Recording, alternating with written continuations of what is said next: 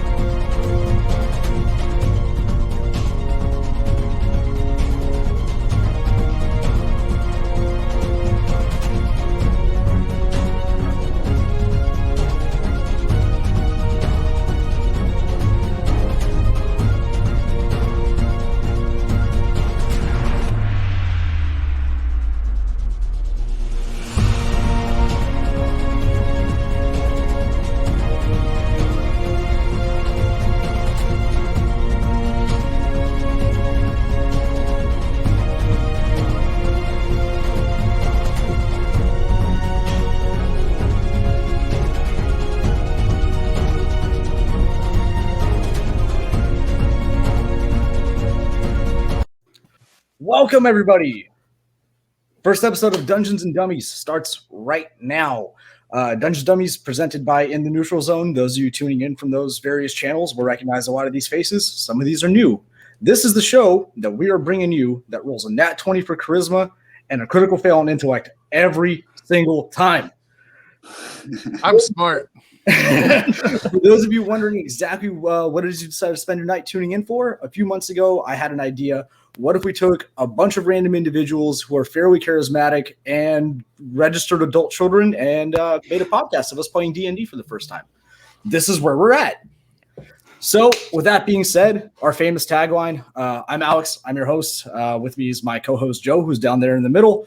Our players, or our other players, I should say, Zach and Dave from In the Neutral Zone and Zach and Dave Make a Podcast, and our friend Drake from the NZHL Media Show. And last but not least, the Lord of our universe and the overly stressed father of our childish shenanigans, Jeremy, our dungeon master. Yay. Give it up. Yay! All I right. hope I'm not overdressed. No, you look great. You look great. Okay, let's do this. Jeremy, I'll hand it off to you. Take us away. Yeah. Thanks, man. So thanks for inviting me to do this. This is pretty exciting. Before we start, I just want to explain something amazing that these idiots have done. Our adventure is about to begin in the logging village of Cuervar. We're in the Forgotten Realms. Cuervar has a grand total of 3 sentences on it in the Forgotten Realms wiki, and one of those is about the inn. So I thought some place where the backwoods hicks who live there know absolutely nothing about the world around them would be the perfect location for this group to start in. Mm-hmm. So I actually had everyone... Yeah, that's what you are. I had everybody here make up a place and a tradition that exists in our Cuervar. And for a group of guys who know nothing about D&D, your ideas were actually pretty amazing. So give it up for yourselves. And Yeah. I tried. Yay! So before we officially begin our adventure, I'd like to read what these 5 dummies came up with. The town of Cuervar is located in the southwestern reach of the Glimmerwood Forest. It's a logging town that relies heavily on magic, arcane magic, also known as the art to fell, mill, and move the trees, and druid magic, or the power, to maintain the forest. The town is laid out with a central road, which is relatively straight, and most of the buildings lie along that road. The buildings, as you would expect from a logging village, are all built of wood. There are many houses, as well as a small schoolhouse where wizardry is taught, and a large sawmill powered by some powerful magic. Almost every building has a fireplace because the north is a cold land, and most homes have a shrine or two to whichever gods those families deem worthy of worship. The gods are not revered publicly in Cuervar, as the official religion is the one practiced and taught by the druids, a way of living in harmony with nature. There's no defined town center, but there are several gathering places. The official town hall is a massive long hall built of white oak, very rare for this far north, with cedar beams. It hosts a long fire pit in the middle to help the gathered villagers stay warm, especially during the long winter months. This is also where the solstices, equinoxes, and most other holidays are celebrated. At the start of each season, the druids bring in all of the collected sawdust and shavings from the mill and disperse them in piles around the central fire pit. The villagers throw the wood scrap into the fire to symbolize burning away the old and ushering in a new season. The Fall Equinox is an especially long festival known as Yaveltur, where the celebration lasts for 3 days in honor of the new harvest season. The town's only drinkable water source is the communal baths, a wooden building that houses magically shaped stone cisterns that sit atop fire pits. That's The gross. druids of Well, there's magic. The druids of Cuervar leave this area to the few clerics in the village who will cast Create Water to make drinkable water, Purify Food and Drink to clean previously used bath water, and Sacred Flame to heat that water. All for a small donation, of course. So it's only gross if you can't afford it. Other gathering places include the Well of Offerings and the Mother Tree. The Well of Offerings is a mystery to visitors to Cuervar, as it would seem to be the only natural source of water in the town, yet it hosts a great sign that reads, Well of Offerings, do not drink. There's a rope and pulley system, but no bucket attached to the rope. Once a year, after the first harvest, the locals gather at the well in a ceremony led by the druids to throw their offerings into the well. Nobody knows why they do this, and it's never explained, but the townsfolk continue with the age-old tradition, each personalizing it to make it significant to them. Not far from the town hall is by far the largest tree in the forest, the Mother Tree. This massive milk-white oak is accented by blood-red leaves that seem to go on forever. The tree holds special significance for the druids of Cuervar, who lead the twilight ritual of passing at its roots when a member of the village dies. Using the Mold Earth spell, a space is excavated, the body lowered into it, and the earth folded back on top. The ritual closes with the village reciting the words, As the blanket of night covers the land, so too does this blanket of earth end the long day of this soul. May its next day dawn in a kinder, more restful world, and may that day last for eternity. Upon completion of the ritual, another branch grows with bright red leaves already sprouting. Though the druids are the collective leaders of Cuervar, the wizards of Cuervar are no less important. The wizards have formed what they call the Movers Guild. After a tree is felled, often by a coalition of wizards wielding Mold Earth spells, the Movers Guild casts a slew of floating discs to carry the log to the mill, and once the log is cut, it's moved by the Movers Guild 20 miles to the river. These processions frequently involve 10 to 20 wizards and a bridge worth of logs, and are often whole town events, as the journey to the River Ralvin and back again takes 2 full days, and for many Cuervarians, this is the most of the outside world they will ever see.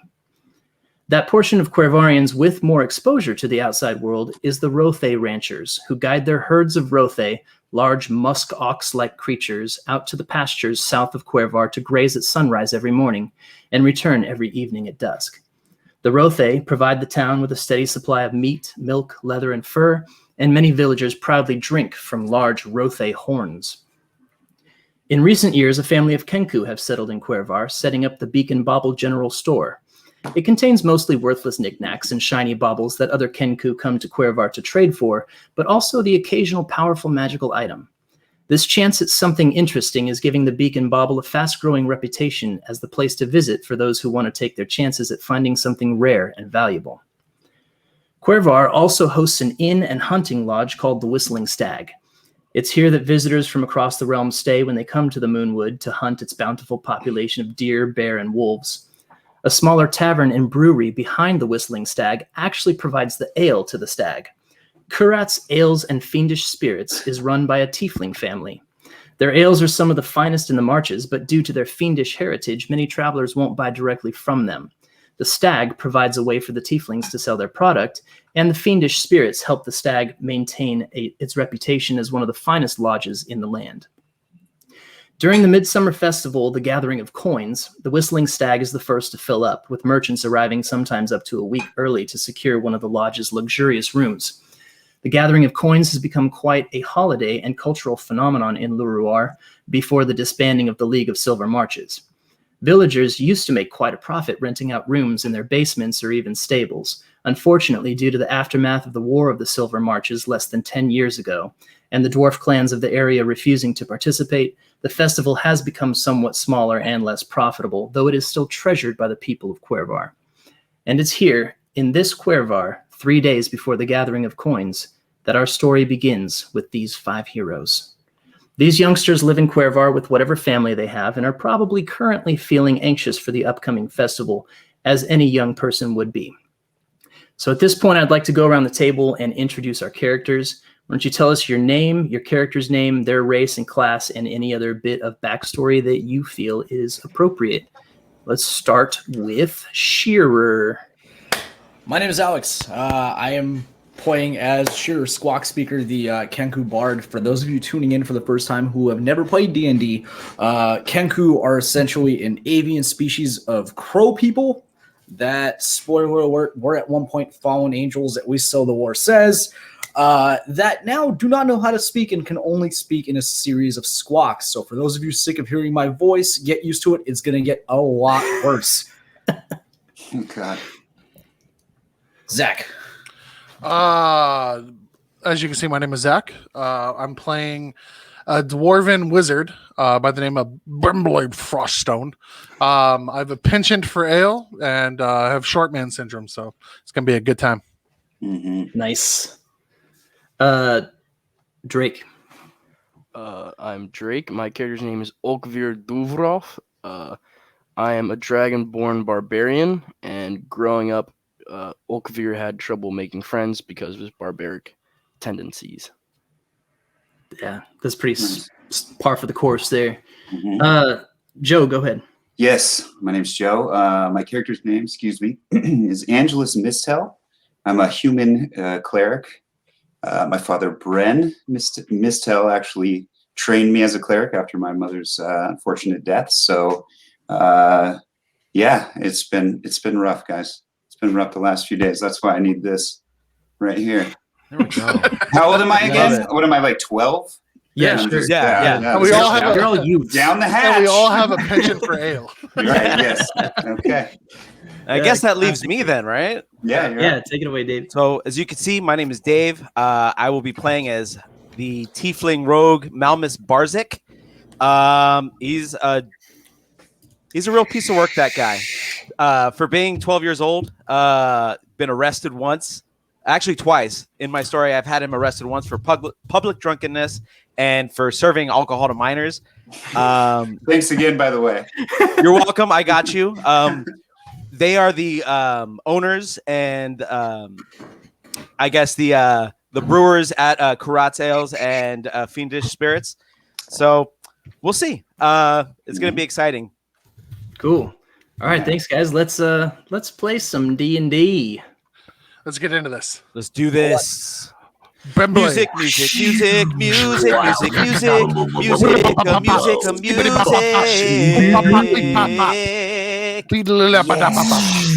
Wow, you guys synchronize better than you do on our other shows. That was excellent. Me and Zach have been at this for a while. All right, so it's the morning and it's cold, even though it's almost midsummer. The forest smells of pine and barbecued meat on wood fires. The forest floor is dappled with light and shadow from the surrounding spruces and pines that sway in the cool breeze. Today, the games that make up the carnival part of the gathering of coins open up just for the youngsters of the village.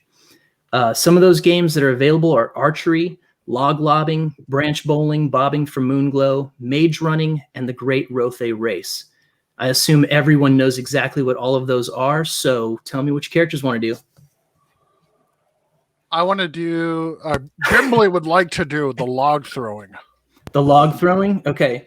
So just because you probably don't know what all that means, these are I kind of designed the games to kind of get you used to playing D&D and just making the rolls. So that's really what they are. They're just like an intro to Dungeons and Dragons. But the log lobbing is just what it sounds like. You'd be tossing logs, and you try to whoever gets it the farthest, right, wins, or you win a prize if you get to a certain distance.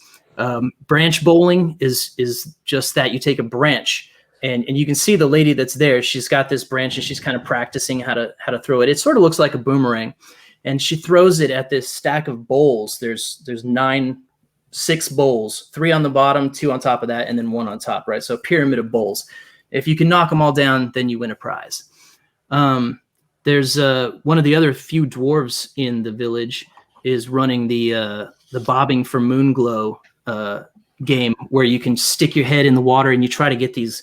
They're called moonglow. They're little mushrooms, silvery mushrooms that kind of glow like the moon, thus the name. And they're real slippery.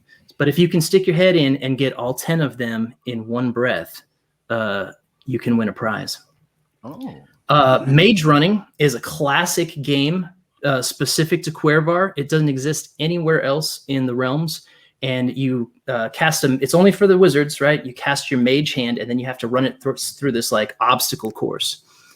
And then the Great Rothe Race is just that. It's racing the oxes. I'm in on that. Yeah. This sounds like animal cruelty. I do not support it. No, They love chill. They love it. They're so big. They just like the attention.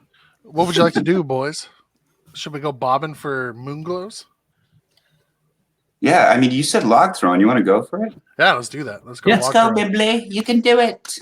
All I right. believe in you. So Bimley walks over to the log throwing, and the guy's like, 1 copper to throw a log. If you get it past that line, you win the prize. Well, Brimley doesn't think that it should cost 1 copper, but I'm going to pay you anyway, good sir. It's quite a ripoff, but let's do this anyways. It's literally like the lowest denomination of coin in D&D. I forgot to mention that Bimley is a cheapskate. Yeah, I'll give you- 12 I'll give you or half a whatever. copper. I'm fiscally sound, bro, from a young age. It's good. It's good. All right. So you pay him the copper. He says you get 3 tries, and he gives you this log that is just too heavy looking, but you're going to try it anyways. So go ahead and make an athletics check for me. So you're going to click. It's amazing. I love it. Wow. Hold You're on. going to click on the. We're gonna walk the audience through this. Yeah. Yeah, Zach, okay. you're gonna look Good at idea. this screen for your general stats. These are all your abilities. So once you roll an acrobatics check, you hit that Acrobatics or Athletics. button. Athletics. I'm sorry. So it'll be that button right there. I don't have athletics. Oh, I do. Yes, you do. Okay. All right, I'm gonna roll it. I promise you do. A 16. Dang. It's not Get bad. it. Oh, that wasn't me. No, That wasn't you. You rolled Joe. a 13. Oh, Yeah. shit. Sorry, everyone. Oh, that's not I'm as practicing behind him, right? good. It's like, you didn't pay. He's mad. Where's your Get off copper? me, Anglus. I know you're 5 feet taller than me, but back off me. Get off Give me my log back. Get off my posterior. He takes his log back. All right, you get another shot. Try again. That was pitiful. Well, sir, I don't appreciate the tone, but here we go. Bimley's winding up. Oh God! Ooh. All right. You toss it almost as far away as if you had just held it on your shoulder and fallen forward. Well, sir, these logs are quite taller than me, so they're quite hard to throw. Give it a good swing. Wind up to it, if you will.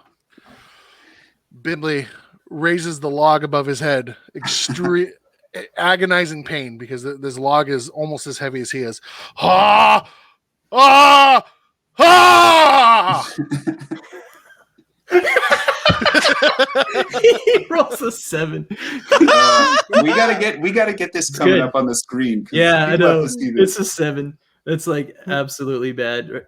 So Wow. the way that like most DC's difficulty checks in Dungeons and Dragons, you start with a 10.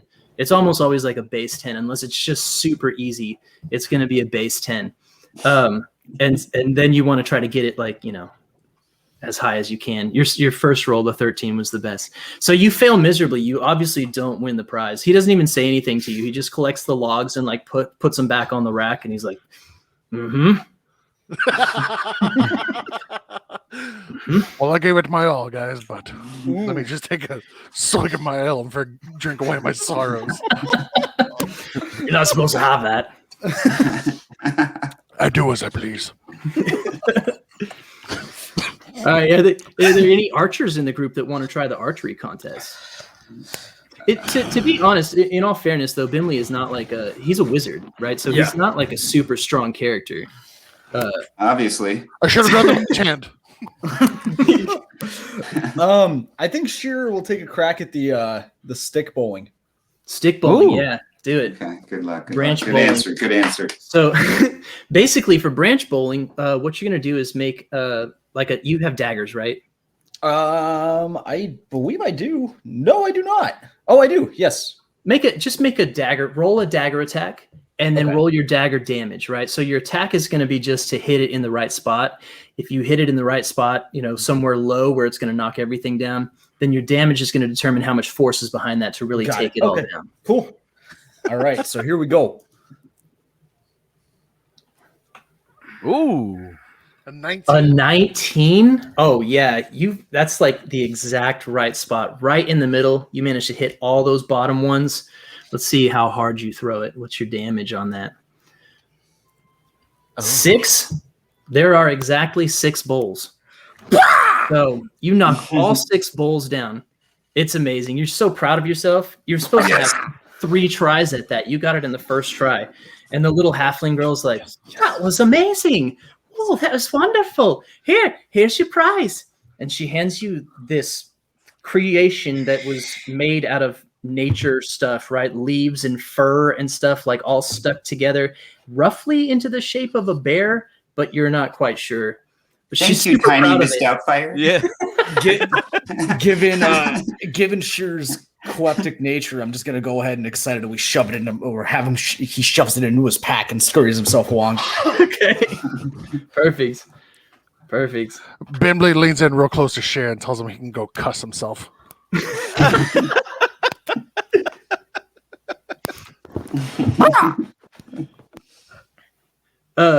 So at this point, there's actually a merry-go-round, a little carousel that's over there made with real animals. And as you're all kind of looking around at all the different games that go off, you hear somebody over by the carousel say, stop it. And you look over and see old Calden the rancher there at the carousel, and he's sort of like chasing after this giant rothe that has broken away, and it's running off into the woods. Come back, rothe! Out of character, I have a question. You said Yeah. this is a carousel made out of real animals? Yeah, they're all animals. Like they have these at like the Renaissance Fair, Yeah. right? You get on Oh. an animal, you ride Like it a around circle, in yeah. circles. Oh, okay. Yeah, I was, they I do was, those with horses a lot. dude, I thought Yeah. they had like spears through them. I was like, bro, this carnival is fucked. Oh, sorry. yeah, that No, would be, It's cuss, bro. Yeah, it's you made it cussed, yeah. super dark there. It takes adjustment. It takes Those adjustment. dead I'll get there. animals. We'll get there. Yeah, just being dragged. Cheers. Kids on them. Man. Yay! They have Okay, spells flowing through them, so they're moving. Oh my Just god. Okay, that's not the Whoa. world. All right, I think Angelus is going to try to. I think I'm going to try to grab that lost Rothe. Okay, it's broken out and it's out into the woods. It's run off into the woods, but you can chase it pretty Okay. easily. Give me a survival check. Survival. It's My all of insurance. the skills are in got it, alphabetical yeah. order. Yeah, I just noticed that too. Yeah. So All of I us are rolled doing a survival? 19. 22, actually, Two. because I have +3. Wow. So you easily track this Rothe through the woods, even though there's all these pine cones on the ground, pine needles on the ground that make it hard to track. You're just like, oh, it went this way. And so you catch up to it. It slows down at some brambles and starts chewing on them. Mhm. You catch up to it. Why don't you give me an animal handling check? All right, coming up. That's 18. Ooh. Dude, you are owning this game. Oh my. So, Thank you. so explain to me how you calm this thing down and guide it back. Well, I grab a bunch of logs that I want to bring back to Bimbley for practice. And I You just go cut load it up. No, I just walk up to it slowly, obviously non-threatening. I make sure that I'm in front of it, not behind it. Come up, try to get my hand as close as possible. I grab, I'm assuming it has all the stuff on it, right? Yes. Oh yeah. Yes. So I grab the strap and then I yank it toward me and make eye contact, right? Just laser in, right? Uh-huh. It knows right away who's boss. Classic Rothe taming move. Mhm. Yeah, Mhm. yeah. And then, Okay. yeah, that was it. It's good. All right. So a few minutes later, you guys see Angelus come back with this Rothe, and he hands it to old Calden, the rancher. And old Calden's like, "Oh, thank you, Angelus. It's very nice of you. You should enter into the Rothe race later. You'd probably be quite good at that." Okay. Well, I'll think about it. Or should I do that right now? Should I stop thinking about it and just go for it? I We say can you start the grab race. your loins and go for it, Angus. If you can get me 5 racers, I'll start the race right now. 5 guys. We got to do this, okay? Do I Wait, do have I know to? these people? Yeah, Do I just start tapping everyone on the shoulder and it happens to be these guys? Hey, you. What's your name? Oh, Malmus? Yeah, you want to come play? Hey, I Drake. don't necessarily want to play with you people. I don't, but I will. Stop touching me, boy. I guess I can do this. I'm drunk enough. Excuse the smell, yeah? Corvar is not a large town, so there's not a huge population of kids here. So you just grab like the other kids that are nearby. You guys are all out like drooling over these stupid games anyways. Okay. So you grab just these spin in a guys. circle, and whoever I slap comes with me. Happens to be these four. Okay. Got it. Perfect. Mm-hmm. It's amazing. He just happened to need 5 racers. All right. So you guys go over to this the start of this course, which is right there by the long hall, the town hall. Mm-hmm. And he's got these 5 Rothe lined up, and each of them has a saddle on it, and some reins so that you can steer it. And they're also equipped with a riding crop. You can use the riding crop to make your Rothe run faster. Okay. So as each of you mounts up, you can smell the Rothe. They smell horrible. It's like a mix of wet dog and sour milk. I'm used to it. Yeah, you'd be used to it. I actually can't smell it over my own scent. Close your legs. It's rather pungent. I can't help it. And so the guy looks at you. He's like, all right, well, the first to come all the way through the track and back to town wins the race. So you know how this works. Whip your Rothe to make it go faster. But don't whip it too hard because they'll just give up on you. All right. Well, it's very anticlimactic, but just stop. Let's go. Waiting for them to buck you off or explode, or they just stop. They go on strike. I don't know. I didn't read the whole encounter. I stole this race from one of the other modules. So yeah. I was waiting for a very like Speed 2 moment where if the Rothe goes below 88 miles per hour, it explodes. Yeah, each Rothe is equipped with explosives. All right, if it goes past 88, it goes into the future, right? So the first thing you're gonna do once the things come up, right? He's got some kids, I don't know, operating these arms, and the arms come up, and you're off to the races. So you need to get your Rothe to run. So you got to decide if you whip it, you get to whip it good. You get to roll with advantage on your animal handling check, which will give you a better chance of getting a success on that. However, your Rothe has to roll a Constitution check. And it gets harder for the Rothe the more you whip them, right? Because you're forcing them to really run through this thing. So each of you decide if you want to run, just roll a regular animal handling check, or if you want to really try to push this thing. I'm gonna push it. I was gonna say in typical Mario Kart fashion, I'm going full boost out the gate. Okay. I want to get this over with anyway. I'm rolling. I'm rolling. Yeah, Bimbley wants to go balls to the walls, boys. Let's go. Okay. All right, Drake. Yep, I'm going. I'm rolling. Okay. Roll it. We'll have to do this now. I'll be able to see. You can all roll at the same time too. I can see all this stuff. I'm rolling animal handling.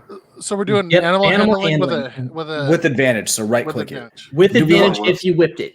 Do we want to count this down and make it really overwhelming for Jeremy's neuro system?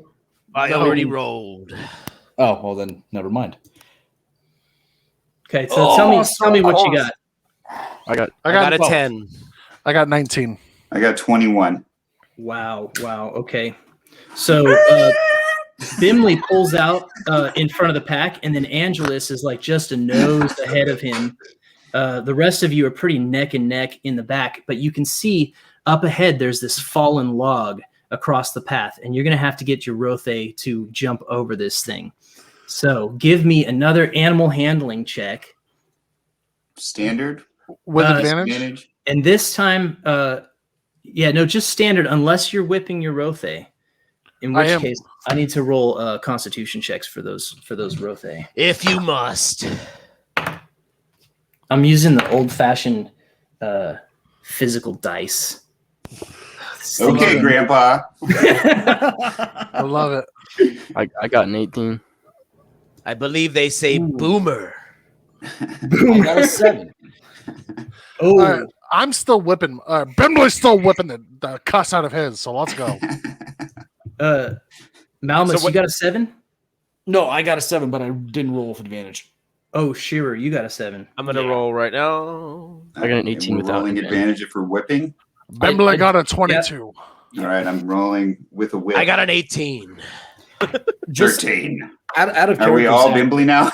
Yeah. Yeah, we're just doing your voice. So Shearer, your ox Rothe thing runs towards this thing and it starts to slow down because it's clear that it's not going to make it. And so you're kind of last in line at this point. Everybody else has jumped over it. Bimbly and Angelus are still in the lead.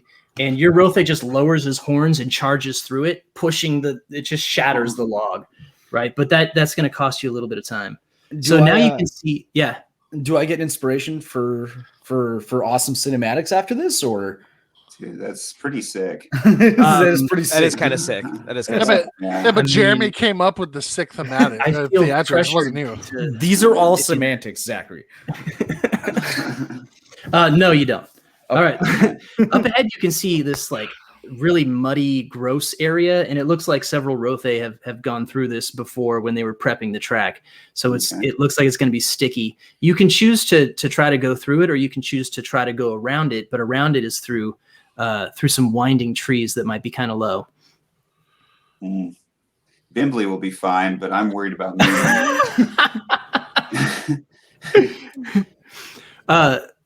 Joe, which way are you? Let's see, Joe. if I want to go right through it, what do I have to roll? It's animal handling, but you gotta roll pretty high to go. Okay, I'm going right for through it. You know what? I'm going to go right through that. I'm sheer driven by this naturic type of bloodlust is also going to go for it. I'm Okay. all in on destruction right now. And if we are still whipping our Rothe, we go with advantage, right? Right. Yes. Okay. Here we go. Again, All right. Bimbley goes balls to the walls, boys. I'm going with All right, I'm advantage. going right now. Come Going on, straight baby. through. Holy 24. 24. Are you kidding me? All right. I got an Your Rothe goes fast through it, but once it gets through, 11. it just stops and it starts like trying to shake the mud off of itself, Angelus, because he didn't pass his constitution check. Bimbley, what'd you get? I got. Let me see. Everybody gets one. 20. 20. Oh, that's good. All right. You actually pull out ahead of Angelus there. And then Oakfear, what'd you get? Eat my dust, Got loser. 18. That's good. Are you whipping? Yeah, I just Are whipped you this whipping? one. This one I just did. Okay, you're good. Malmus, 11. 11. You barely make it through. And Shearer, 10. oof. Are you whipping? Yes. Oh yeah. You just like totally Stupid drop. bird. He stops in the middle. He gets into the Yep. middle of this thing and just Yep. stops. Everybody else has turned up the mud, so it was unfair. But yeah, Wow. you're really slow. But now you see up ahead there's like some low branches, but past that you can see the finish line. You are heading towards it, and right now Bimbley is in the lead with Angela shortly Oh my behind him. gosh. Then Oakfear and Malmus and Shearer in the back. Get in the losers. mud. So wait, Shearer rolled so bad that his Rothe split in the middle? Is that what happened? He just No, it stopped that in what the middle of happened? the Half. mud. Yeah. Got into the middle of the mud and it just sunk down. Oh, And got it's it. like looking around like somebody needs to pull it out. Is there any way to switch dice during a podcast? Because these dice are loaded and I'm not okay with it. If you pay for the dice, Wizards of the Coast will let you No do that. thanks, D&D Beyond. I'm good. I'll just lose the race. All right. Well, Bimbley, you're in the lead. Are you going to whip your Rothe, or are you going to play it a little more cautious? As Bimbley always says, we're gonna go balls to the walls, boys. That's what Bimbley always says. Oh shit! I mean, I'll cuss. I got a 10. All right. Well, Everybody gets one. you pass, but you're not super fast, and your Rothe is not exhausted, which is a miracle. So that's a lot of rolls for somebody whipping it the whole time. Angelus, you're next. Are you rolling with advantage? Yeah, let's do it. Going with advantage. 21. Oof, that's really good. Whoa.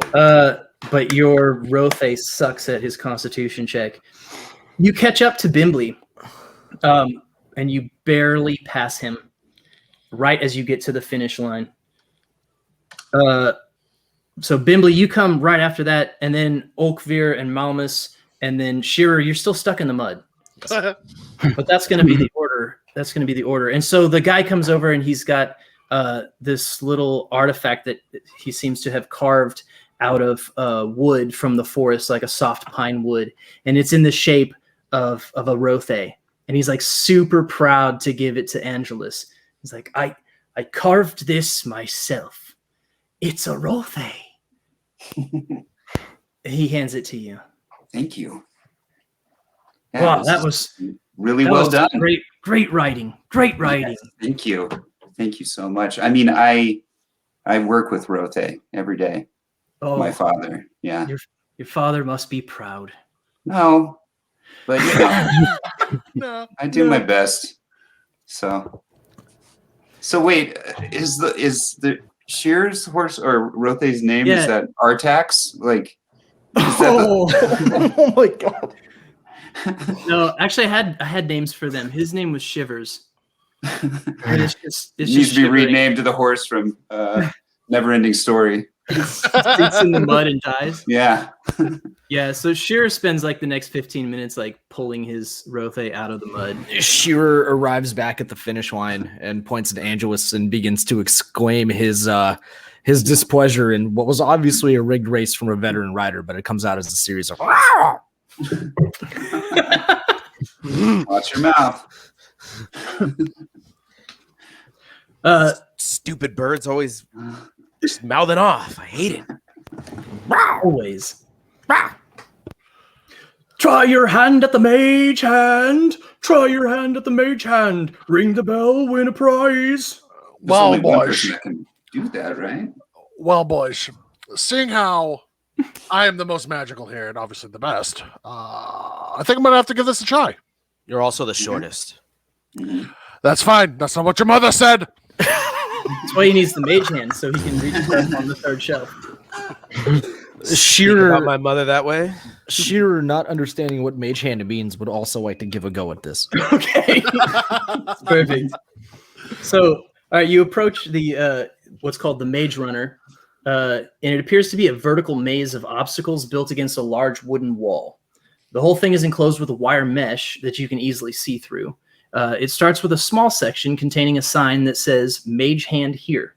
Beyond that is a small opening in a narrow tube, leading to the next section, which contains a small hanging key. The lock to the door to move forward is blocked by a constantly swinging pendulum, obviously designed to make it difficult to insert and twist the key without timing it perfectly. Next is a series of over-unders, something like you would see in a typical rat maze. And then that's followed by a section that goes straight up, containing both a ladder and a waterfall. And you can see that water is just pouring out of this container that's upside down at the top of the ladder. The last room is where am I? The final section contains a heavy steel door. There's a rope attached to the top of the door that moves through a series of pulleys and ends at a hook near the entrance. There's not a handle on the door, but it appears to be able to open by sliding up. There's also a large bucket and a number of small metal milk jugs, and they're all filled with water. Beyond the final door is a simple bell and a sign that reads, "Ring the bell, win a prize." Man, this room needs a safe word.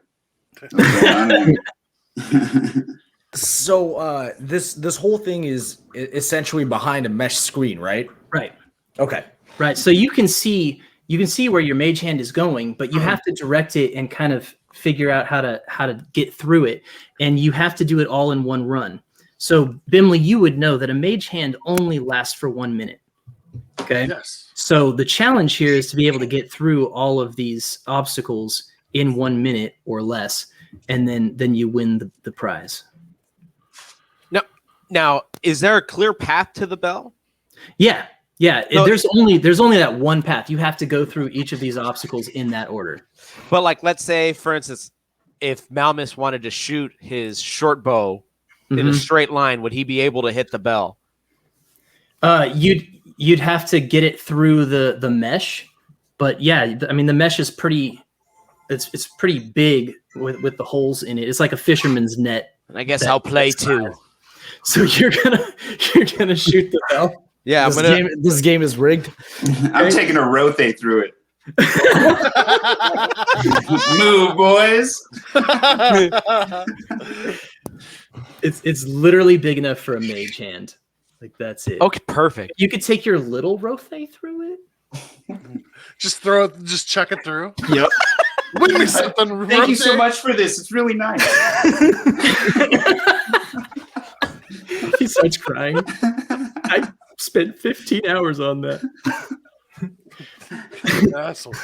So Bimley, you would be the one to actually like legitimately do this. You can cast Mage Hand, right? That's one of your cantrips. No. In my actions, I have Ray of Frost, Ice. No. What are your spells? The next tab over. Yeah, I think we did set you up with Mage Hand. Oh, Mage Hand. I do have it. Yeah. Yeah. Okay, so you cast Mage Hand, and so a cantrip, for those of you who don't understand, Mage Hand is a cantrip. A cantrip is a class of spells that can be cast at any time. There's no limit to how often you can cast a cantrip. Okay, so it's kind of like your fallback. When you get into battles and stuff, you're going to want to use your higher level spells, but there's only so many slots for each of those spells. And once you run out of spell slots, you can no longer cast spells at that level.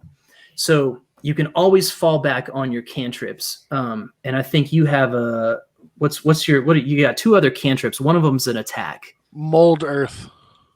That's not an attack. That's what you use to fell. I have Ray of Frost. Ray of Frost, yeah, that would be your attack. Okay, so when your other spell slots are done, or if the fight just doesn't warrant using like a higher level spell slot, you can always use those cantrips because you can cast them over and over again. It's like a fighter hitting with his sword, right? He can hit with his sword as many times as he wants to.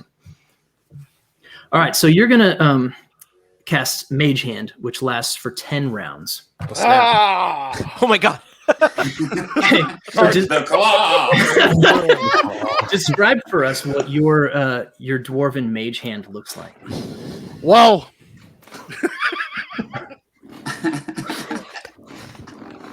it's not that big, boys. I can tell you that. It's not that big. But it's got a purplish bluish hue. Okay. Ready to take to market. Okay. Oh, God. Perfect. All right. It looks like plums. It's a lot weirder than it needs to be. All right. So your first task is to get you summon your mage hand, right? And you have to get it through this narrow tube that goes down into where the key is hanging. You don't have any problem doing that. It's easy enough to squeeze your tiny hand through this little tube. Some people might have trouble getting their mage hands through, but not Bimley. Don't you slight me! You slight yourself. So you get it into the next area with the key, and now we're in the second round. Oh, by the way, a round is 6 seconds. Okay, so if a mage hand lasts for 10 minutes, 1 minute. If it lasts for 1 minute, it lasts for 10 rounds. Yep. Okay. Yep. So we're in the second round. Yeah. That's math.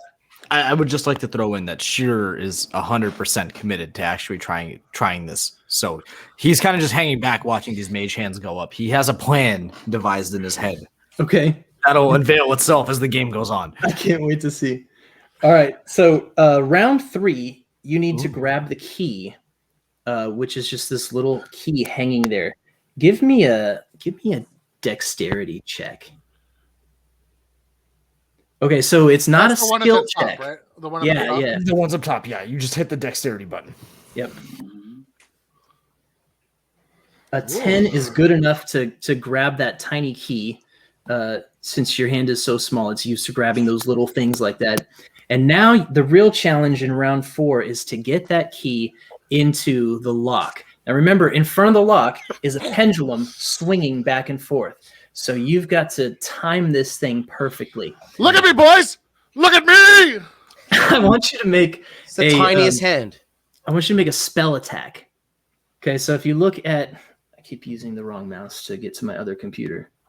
Shearer takes out a parchment and some ink and begins to scribble something on a piece of paper that he hands to Bimbley. Puts it in his pocket for when he's done with the game. What is this? I'll put this in my pocket. I don't know what it says, but I'll read this later. I'm focused right now, Cher. Come on. Yeah. So if you look on your spells tab, right in the middle, it says spell attack +4. Click that. Make a spell attack with this key to get it in there at the right time. I can't click the spell attack. You can. You should be able to. I keep thinking of this with his hand. Take my strong hand. Yeah, I can click it. So what are you talking about right here? Where it says, so go to spells. Oh, this right here. Yes. No. Go to spells. Yeah, right in the middle. In the middle. This that one? right there. Yep. It's not clickable for him. Really? But Mine has a die by it. But Ray of Frost for him has a. That's fine. Yeah, roll Ray of Frost. It's a +4. Oof. A 12? Oh my gosh. Okay, you're not sure you're going to make it. You feel like this, you go in right after the pendulum swings by, and you're not sure you're going to be able to turn it all the way. And the pendulum comes back, and it goes clink, and it bends the key and knocks it out of there. And you're like, oh, crap. But then the door swings open.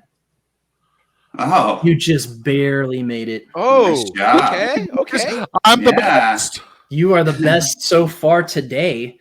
It's 8 o'clock in the morning. You're also the first. That was round 4. So we're going to round 5, and you've got to do a series of over-unders, right? And your hand just glides through these things, no problem.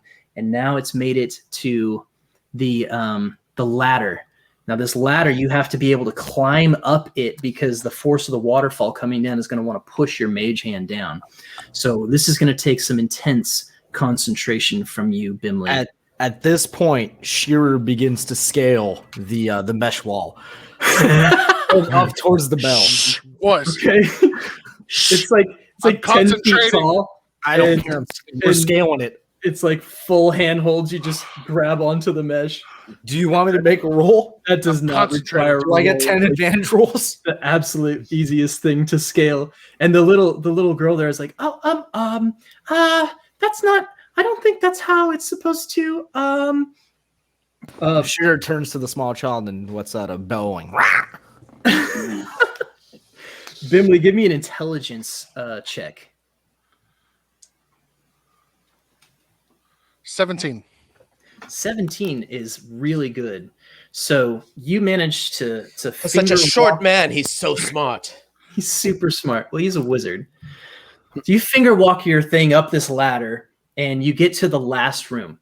And in this room, you've got this steel door that slides up. It's got a rope attached to the top of it, and the rope comes through some pulleys, and there's a hook, right? And on the ground in the room is a bucket. It's a big bucket full of water.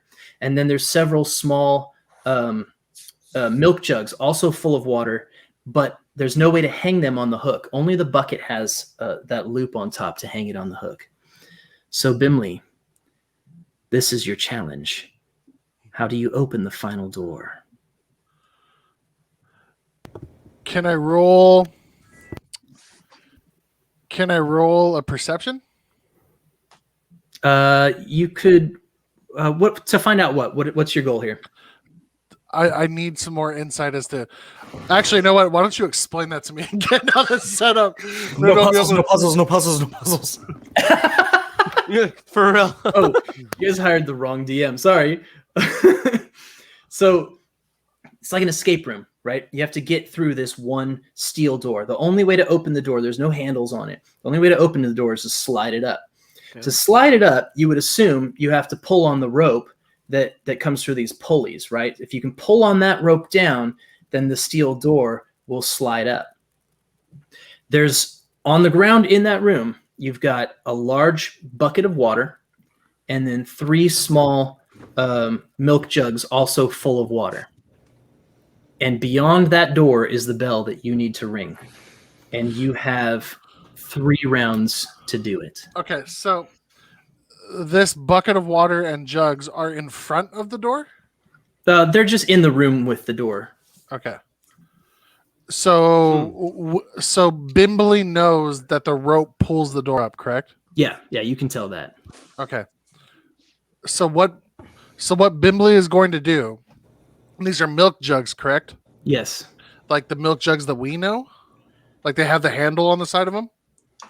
No, not like a plastic milk jug. These are like the old style where they kind of they go across like this and then they come in and they're narrow right here, but then they open up and they're like a tube the rest of the way down. Do they have like the little ear loop? Does it have any handle on it? There's no way that you could possibly hook the milk jug onto the hook. They designed it this way. Okay. So what I would do is hook the bucket to the hook on the rope, but then I would place all 3 jugs inside of the bucket as well. Okay, so the bucket is right now full of water, and a mage hand can only lift 10 pounds. The bucket weighs more than 10 pounds. With the water in it? Yeah. Okay, so then I would use my mage hand to, and these jugs have water in it but are not full, correct? Correct. So I would use my mage hand. Bibbly uses his mage hand to grab one of the jugs and continue and fill up the jug with water. No, the jugs already have water in them. They're all full. Oh shit! Oh, Angela's cast destroy water Okay. All to right. help out his friend Bimbly In what? in the bucket. In the bucket. Okay. So Bimbly, you see just this little puff of water vapor go, and the bucket is now empty. Sheer cause in frustration and anguish. Before Bimbly can make an honest move, I'd like to say Malmus is going to take a quick shot with his short bow. Okay. To try to Ring the bell. just ring the bell right in front of Bimbly's face because I'm just a jerk that way. Okay. Roll it. Make an attack with your short bow. Here we go, boys. I want to know what Ulkveer's doing this whole entire time. We'll get 16. there. We'll get there. He's playing Fortnite. A 16. So your arrow goes right through the mesh, and it hits just off the side of the bell. Ding! And the little halfling that works there looks over at you, and she's like, "You can't. That's not. This is the Mage Runner. The archery's over there. That doesn't count. That doesn't count." Aren't you worried about that bird guy? The rule clearly states that all I have to do is hit the bell. Give me my prize. You see that the sign says Mage Hand here. You have to start with a Mage Hand in the Mage Hand here section of the. They don't pay me enough to deal with this. Well, they should, and just deal with it because I obviously won this match. That short stock isn't the half the man I am. I need you to shut up. I'm concentrating right now. You've already lost. You've already lost, Shorty. Closeth thine lips. So what Bimbly is going to do, because the water had just evaporated from the bucket, Bimbly is going to use his mage hand to put the bucket onto the hook. Yeah. After that, he's going round. He's going to pour the jugs into the. How much are the jugs? They weigh less than 10 pounds, but you can tell because of the shape of them that pouring them out to completely pour them out is going to take more than 1 round, possibly 2 rounds. And you have 3 rounds left. Running out of time, are we, Bimbly? So then I'm going to pick up the jugs and just place them into the bucket. All right. Each jug takes a round. So you get 2 rounds, 2 jugs into the bucket. The bucket drops. The steel door raises up. You have 1 round left. I use my mage hand to go ring the bell. And it disappears. And the little girl's like, "That's how you're supposed to do it. That was the right way." And then I look over at all of them and I say, "Shuck on that, Trebek." Shearer, realizing that he's been beaten at his own cheating game, flips down the wall to Malmus, looks at the girl, and starts trying to convince her that is indeed the point of the game, and he deserves to win. Give me an acrobatics check first. But okay. Yes. Please. He's gonna flip down the wall. Falls on He the just says ground. that so casually. He Cool, does this bro. double backflip. Oh no! Oh no! Someone lost their bird. Stupid bird trying to talk to me that way. So I was defending you. You're still talking to me. I don't like describe your acrobatics to us. So as Shearer releases one of his hands and one of his legs in order to do what would be the most epic cartwheel flip in the history of Cuervar festivals. He releases, catches his left foot on one of the mesh walls, and comes tumbling down beak first into the dirt. Okay, perfect. Oh, are you okay? She comes running over to you. Oh, sorry. Here's your prize. She hands you a hand carved out of some local wood. To Shearer? No, to Bimley. I was gonna say, okay. No, but she does offer you her hand. Are you okay? I will take that. As Shearer stands up on his feet and gives an acknowledging head bob to the young lady, he begins to violently body motion that Malmus was the clear winner. Now, given that he cannot persuade and deceit people with his words, he just does a violent motion of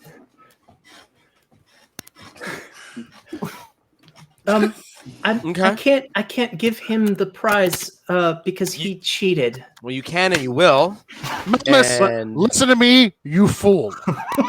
This is a game of magic and intellect, and you have neither of those.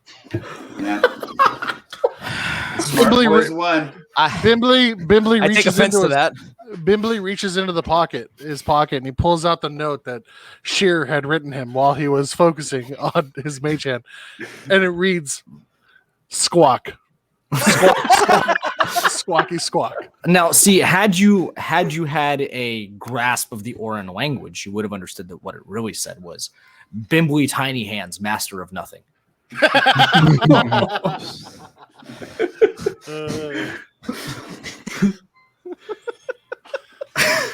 Oakfear would like to intimidate the halfling to give Malmus a trophy. Okay. How? By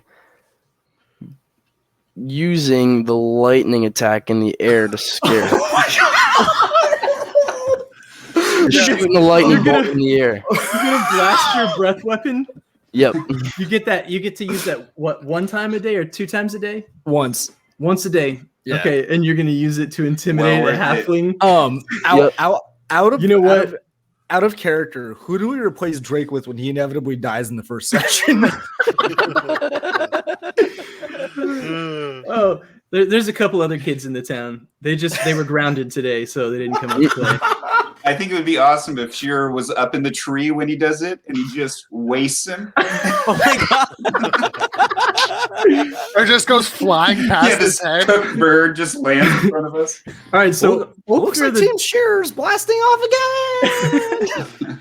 the Dragonborn barbarian steps up, who's like full grown at whatever age you are, 13, Yeah. right? So he's like this full grown Dragonborn, steps up to this little halfling girl and goes, "Rah!" and blasts this lightning blast into nothing, and then says, "What?" Give Malmus his trophy. It's just so dry. Just so dry. Give him his trophy. Do you need some water, bro? No. That was like Roll, so- roll intimidation. Intimidation? Yeah, It's on the skills. Yeah, In the it's middle. under skills. Yeah, Yeah. right under 17. insight. She Pisses her pants. yeah, you can smell So do it I. before you see it, but there's definitely like just this warm, wet spot spreading on the inner leg of her pant, and then she like sort of lurches over awkwardly to the box of trophies and grabs this little wooden hand, and she hands it to Malmus She has a box of them.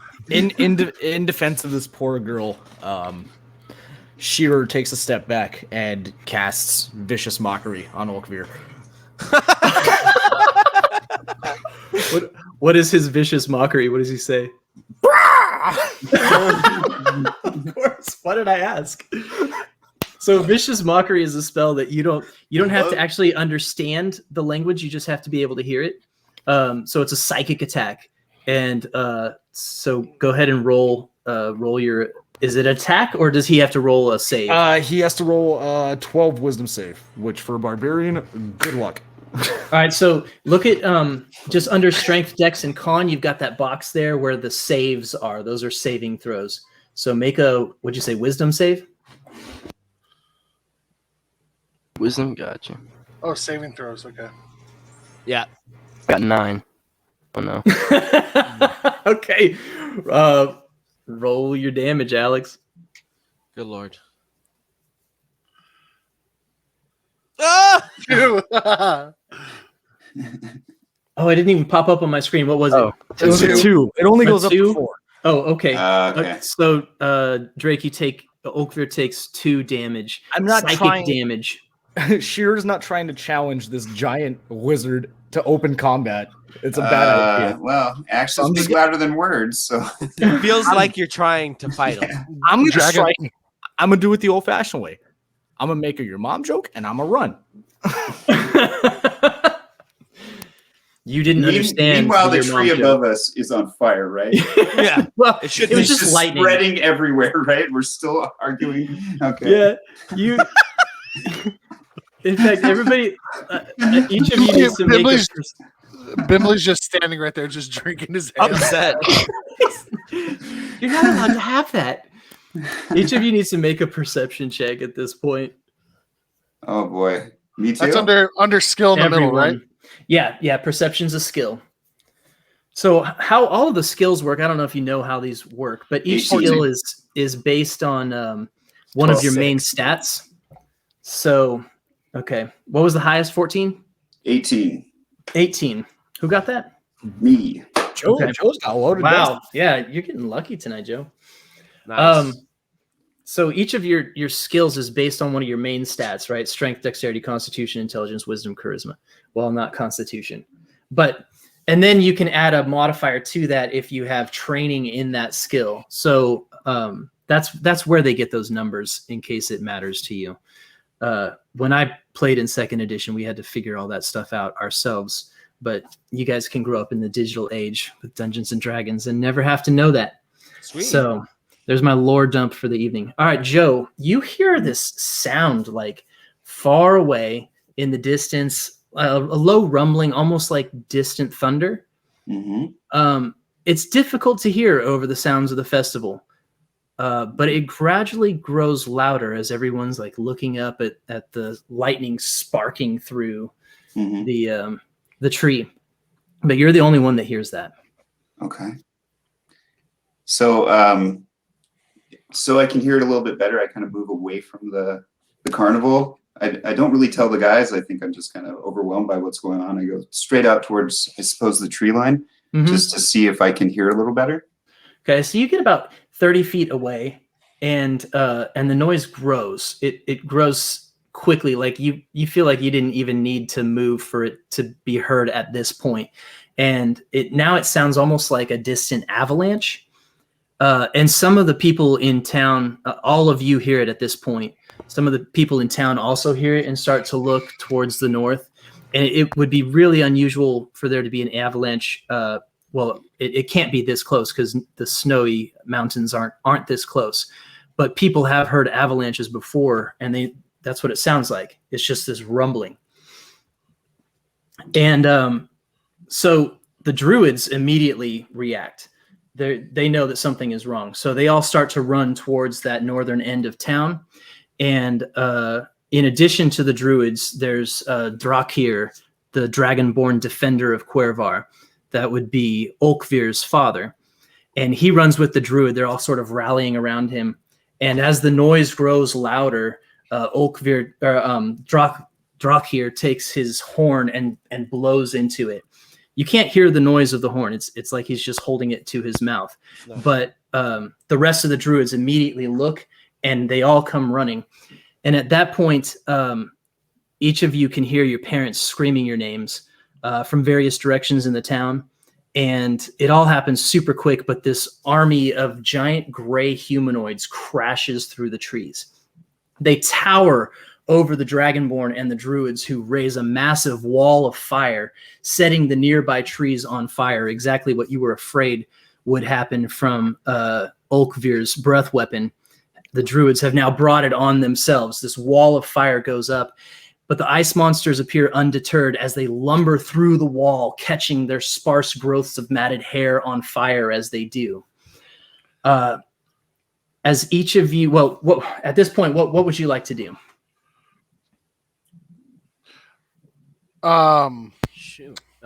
Bimbly, feeling some of the effects of his ale, decides that this fight might be a bit too much for him, and he wants to go hide. Okay. Well, you can hear your parents calling your name. So you can hide or you can run to them. I'm running to my dad, Brad. Okay. I will run to my parents as well. Okay. And can I say that to them as I'm running? I'm going to go find my dad. Yeah. Do I kind of tell everyone what's going on? Okay. Yeah. I'm running over as well, charging in. Malmus is going to save himself and hide. And hide. Yep. Okay. I'm gonna go with the smart play and go find my parents. Okay. Malmus, where would you like to hide? Let's hide Malmus within the family's brewery, which is a safe place in Malmus's brain, I guess, or Sure. his being. Okay. So you run towards the brewery, and those of you who are looking for your parents, make an investigation check. I'll just tell you, you need to beat a DC 10. They're calling your name, so it should. I got 23. Okay. I got 5. Oh my goodness. I got a 9. Got Okay. one. So Olkfir runs towards his dad, who's the Dragonborn that's now fighting off these giant gray beasts. Olkvir, make a wisdom saving throw for me.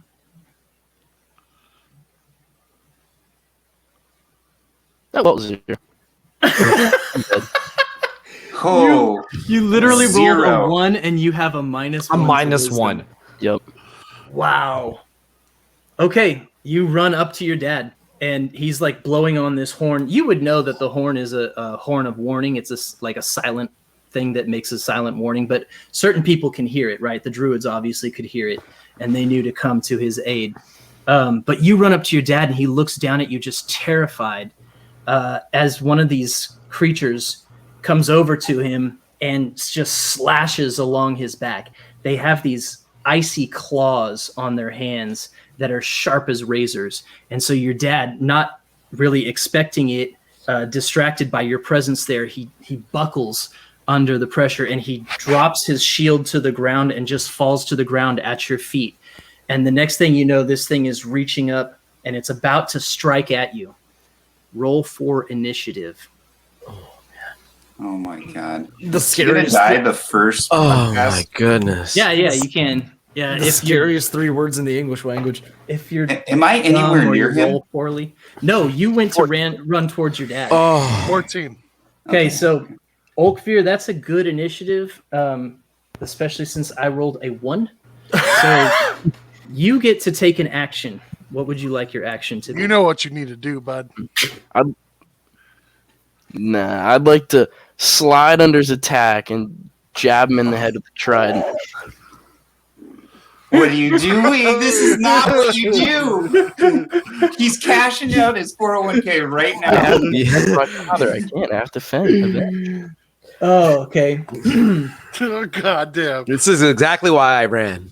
You can't run away. You're a barbarian. It's a spirit. I will say, though, this is so metal. I mean, It is. Like It you just is. said, he is a barbarian. He had to. Yeah. And this dude just got killed right in front of him. Yeah. All right. Well, you get to make your attack first. So go ahead and roll your attack with your trident. Am I close enough, or where my parents are close enough for me to dash back in his general vicinity? Like not necessarily next to him, but like within range to roll initiative in a combat encounter. You're actually running the opposite direction of his fight. So your parents' call is coming from over by the what's it called, Beacon Bobble. Can I hear the chaos going on behind me? Oh yeah, it's erupting, right? Even as you guys are running, there's like druids flying through the air, and as they land in these broken, bloody clumps, you can see that they're also like frozen. Whatever this attack is, it's like freezing them. And Oakveer, you can feel it as you're there trying to slide under this creature's legs to stab it in the head. You can feel the cold emanating from it. Where panic attack right now? Is he nearby? Is he nearby any? Like, were we close to any buildings in that area? They're all coming out of the north, right? Which is just a treed area, really just past the Mage Runner. Okay. Right. So most of the buildings are south. So if you guys are heading towards your parents, you're going to be heading towards. You know what? I'm all in on this. I'm hearing the chaos. Shearer's gonna spin on one foot. Bravery overtakes him as he remembers the stories he'd read of heroes in the past, and he runs back to join the fray, albeit hugging buildings and tree lines all the way there, trying to keep himself out of sight. I'm going to make you make just going exempt on your check, bro. Make a what check? A perception check. Okay. Because I'm not sure that you would actually notice that Oakveer has decided to do the unthinkable. But Oakveer, while he's doing that, give me what's your roll? What's your attack roll? Am I rolling the +5 or am I doing one like the 1d6 plus 3 ones? It's in the actions, right? Yeah. So your attack roll is going to be the first one that says hit/DC. So to see if you hit, you have to roll the gotcha. The one by the trident, but they're all +5. Let's go, dude. 10. So Oakveer goes and slides underneath this creature's legs. He feels super icy. He comes up and he stabs his trident, and the thing just slashes at it, knocks your trident out of your hands. Smooth move. What'd you get on your perception, Alex? 18. Okay, you see it happening, and you know it's bad news. You watch as this thing just knocks Oakveer's trident away. He's not going to be any challenge to this thing. I'm going to cast... I'm really underprepared for the situation. Looking back, this was not a great idea. I'm going to cast Tasha's Hideous Laughter at this gray monstrosity attacking Oakveer. Okay. Do I need to make a save on that? Or is that an do. attack? You have to beat a 12 on a wisdom save. Okay. Meanwhile, while all this is happening, Malmus is over at the brewery, just drinking and watching. I'm gonna go grab another beer real quick. I'll be right back. Okay. Do it. This new hazy ale that we have is quite fantastic. The creature actually fails. It's a save. So it begins laughing. And Oakveer, at first you think it's laughing at you because it's just knocked your trident away and you made this pitiful attempt to do damage to it. And it just starts... and it keeps going. It just keeps laughing. And you can tell that it can't really control itself. And it falls onto your father and starts just banging on him like it's laughing so hard. I am so sorry. Oh my God. I'm trying to save the kid. I just killed his dad. So your father turns and he looks at the thing and he goes, "Gah!" And he casts his lightning breath weapon on it. Wow. And the thing is electrified. And so it's laughing while it's being electrocuted. And so your father has bought you a moment of time. And then he goes, "Run, Oakveer." Yep, I'm running out of there. Grab that trident, dude, and get out of there, man. You can Attaboy. hear. All right. So, all right, Malmus, give me a stealth check to hide in your parents' brewery. Here we go. It's nice and cozy. The beer's still cold. It's about to be extra cold. Ooh. 26. Your mom comes in. She's, Malmus, she looks right at you. Malmus, where are you? Malmus, we've got to hide. Mother, He's is that not- you? Oh, yes. Where are you? Behind the kegs. Behind the kegs. In the kegs. In the kegs. Get to the... Sweetie, you've got to get down to the basement. Go down to the wine cellar. They're coming. And at that point, the door busts open and this huge creature comes through and it leaps across the room onto your mom as she starts running, but it lands on her back. And you see her just take a header into the ground. And she looks at you and goes, hide. Oh, I have to hide. Malmus is going to hide because I don't think he's equipped enough emotionally to fight like this, especially He's not after the equipped loss. enough physically. No. Yeah. He runs and hides in the basement as instructed. Okay. As you run away, you can hear this like the sound of a watermelon squishing. Like, jeez. No. Malmus head doesn't look popped. back. He thanks, Zach. Don't worry. We can buff got that out. Did you get curbed? She got curb stomped. Oh Okay, my so you God. hide in the Like basement. Game of Thrones. Ugh. Mhm. Okay, Drake, you're running to where? The brewery. Why are you going there? You realize that I'm in a fight right now, or I'm hiding because I someone saw- just domed my mom. No, he wouldn't realize that. You Oh. you realize I only mean- have so many spell slots to save you. His character wouldn't realize that. Okay, as you're running towards the brewery, you can see this wizard coming out, and the wizard's casting spells at the huge gray thing, and it doesn't even seem to affect it. Like a fireball flies at it and just flies past it, and the thing comes over and swipes up and just takes the wizard's jaw off, and he falls dead to the ground. His head is just like encrusted with ice. So that's what you see when you're running, and you hear your mother, and she's like, Olkvia! Olkvia! You hear her calling you.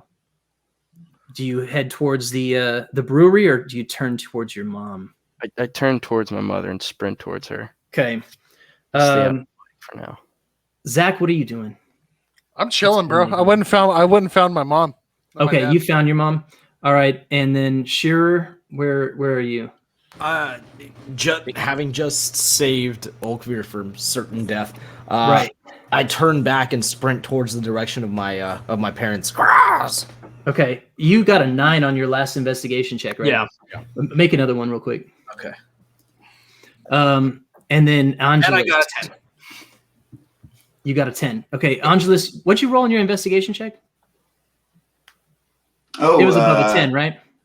I don't know. I think it an was. 8. Let me see. No, investigation check. It says 5 here. Oh yeah, that's crap. Yeah. So you run into the longhouse, the town hall, Mhm. because you think you hear your dad in there, and then you see all these people in there like scrambling, and they're like, "Get down, get down!" And one of the creatures busts through the door, and it tromps right through that central fireplace and kicks fire everywhere. It's like it doesn't even care that there's fire there, and so the house starts to burn.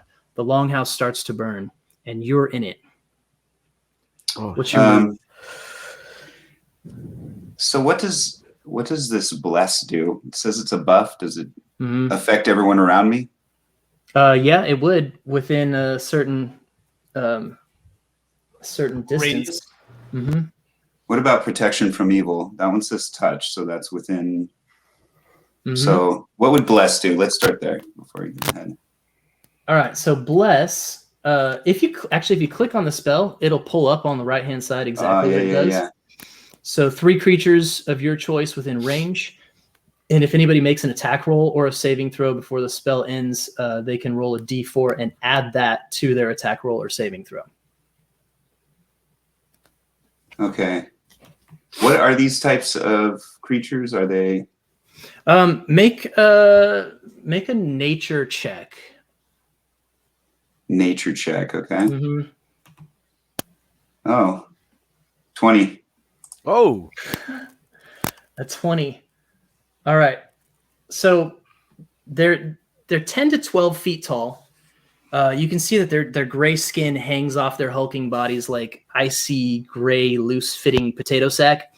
They have splotches of gray-white fur on their shoulders and elbows and knees. They have pointy ears and large tusks on their frozen faces, and their eyes are hollow and merciless. You think back to your Dangers of the North lessons that you had, and you believe that these are ice trolls. They're giant creatures who live in the frozen north and rarely come this far south, especially this close to midsummer. Okay. I don't think my protection from evil can help with that, so I'm going to cast Bless to try to help as many people around me as possible. Okay. What a So, guy. yeah, you Yeah, cast very nice. Bless, and you get the 3 people closest to you, who are all scrambling to get out. And one of them notices what you're doing, and he's like, "No, Angelus, come!" And he grabs you by the wrist and runs out with you. Papa! No? It's not your dad, though. Damn it. Okay. But you can hear your dad calling, "Angelus! Angelus!" Malmus, you can hear above you that your parents' tavern has, or the brewery has now caught fire. Something the troll up there is knocking stuff over, and so you can hear that it's starting to burn. You don't hear anything from your mom. I'm gonna start like, Mother, are you still alive, or was that you getting domed? Did you get domed, Mother? Not hearing this, I run out and I try to seek shelter outside of my my family's once luxurious tavern. Well, Now you're it's in up the flames. You're in the basement, and so the basement, snap, I being a forgot. basement, is actually underground and therefore not likely to catch on fire. Right. So you're in a safe place, as long as you don't like scream for your mom or something like that. Yeah, like I just did right now. I mean, yeah, I guess I'm kind of stuck there until the fire goes out, Yeah, which is unfortunate because now I'm kind of upset that I didn't try to attack the stupid wizard. yeah, they're gonna be dead anyway. So, Bimley, your parents, Baltazar and Simbly, Bimbley here. you ran to them and they pick you up and they're like, "We're going to hide you, son. You've got to stay hidden." And they just run south. They run to the south road. And your father, being also a wizard in the Movers Guild, casts Mold Earth, and he opens up this section in the ground. And he your mother puts you down into it, and your father puts his staff down in, and he says, "Hold this, son. Hold the end of it." So you're down in this hole, and you reach and you hold the end of your father's staff, and then he moves the earth back over the top of you, so that you're completely hidden from what's above. And then he says, you can hear him, and he says, "Now let go."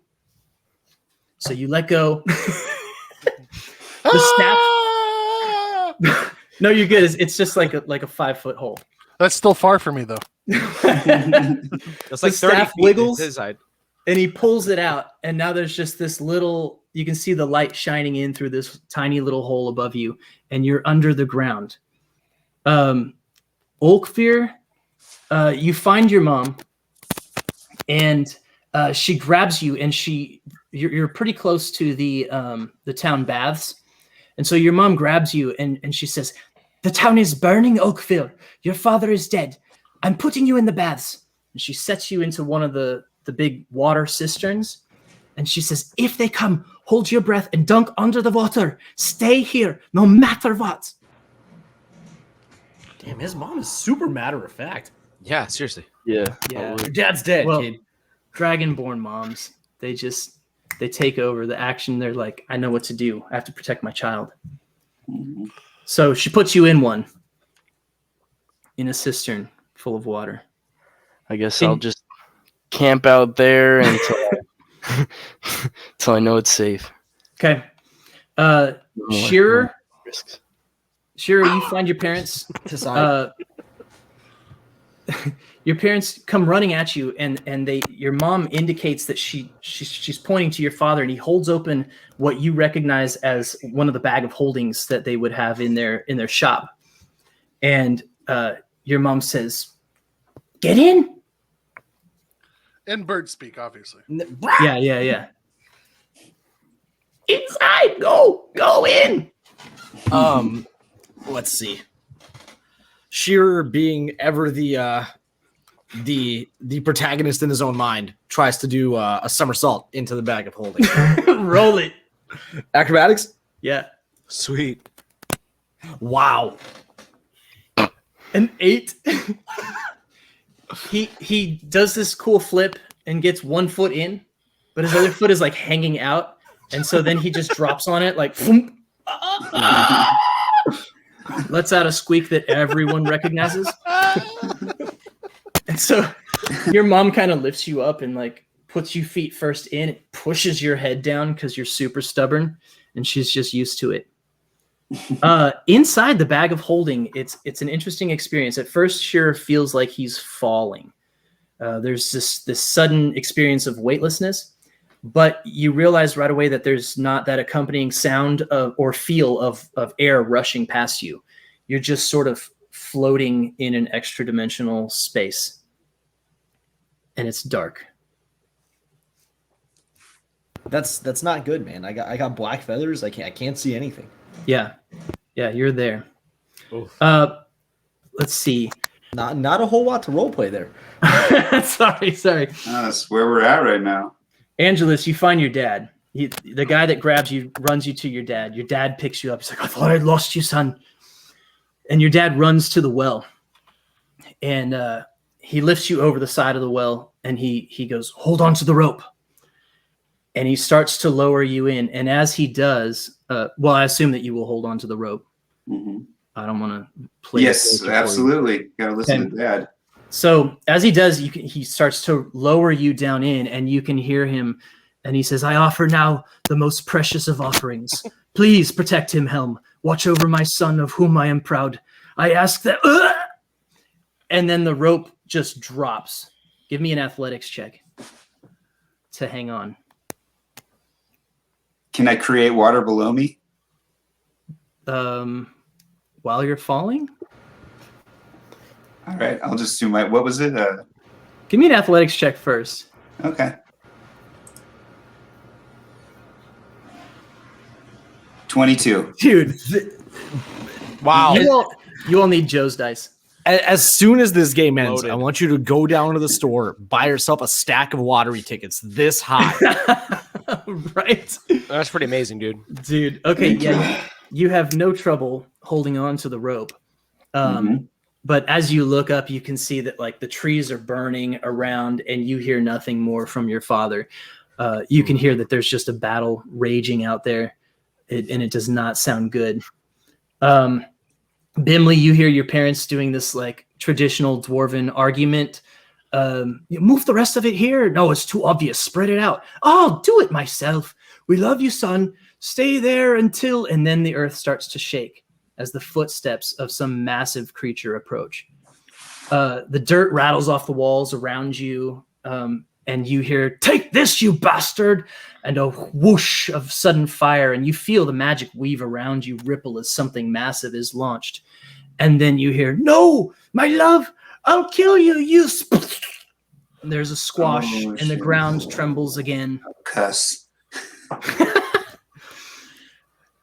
And that thus ends Bimley's parents. Bimley, Let's see. Yeah, Bimley grabs his flagon and takes a sip. And he says, "They were good parents. Not the best parents, but they were good parents, nevertheless." Does he dump out like a little bit What of a dwarf. Yeah, he jumps out. Bimbley's No. really matter of fact. I like this. Yeah. It's good. Let's see. Whose parents haven't I killed yet? Mine. That I know of. I'm trapped in an endless void. Right. So I have no idea what's going on. I'm in Thanos' Negaverse. I have no idea what's happening. Shearer suddenly feels a hand grab him and yank him outward, where he immediately falls to the ground. And his mother, there's no creatures around. It's just his mother, and she's barely breathing. She gasps and she gurgles as blood saturates her feathers. And she just says, "Run, hide, live." I'm not a fan of how this is going. Yeah. This It's is got to start with tragedy, right? Yeah. It's make us all cry right now, dude. Yeah. bro, yeah. That was my Jeremy- goal. Jeremy's nuts, bro. You like domed all of our parents, dude. Like, for Yeah. real. Yeah. I mean, to be fair, I told you I was going to start with a party of orphans. Right. It's true. So me and my wooden rothe. You Oh, got your wooden hand, Bimbley? can I? I'm gonna be using that later. Can I kind of listen and look and see if I can hear any of the monsters nearby, like in my general vicinity, like not necessarily in the shop but around it. Yeah, make a What? perception check. Here she goes. I don't know why I keep asking to roll things. I'm just gonna stop. There's the sound of things burning is mostly what you hear, and people screaming, and there is fighting. It's loud, but you can't tell how close. Okay. Given what I know about village raids, and it's not a whole lot. Normally when they're done ransacking something, usually they're done. I want to scour the shop just really quick to find my my collection of like my favorite books and pencils and things like that. Give me an investigation check. You're really bad at this. That's I what There's all these like baubles and shiny things in the shop that like Kenku would love to have, right? And just because they're shiny and bobbly. Right. And so you're looking for something specific, but you're so easily distracted by all this crap around you, and you just start grabbing like the worthless trinkets and shoving them into your bag as if you weren't in a shop looking for something important. Just having I would your like mother's death. I would like to throw or grab the bag of holding that my mother just shoved me into and just start shoveling stuff off the shelves into the bag of holding. All right, fair enough. You do that. And then I'm gonna dip. Okay, where are you going? So the fighting is coming from the north, right?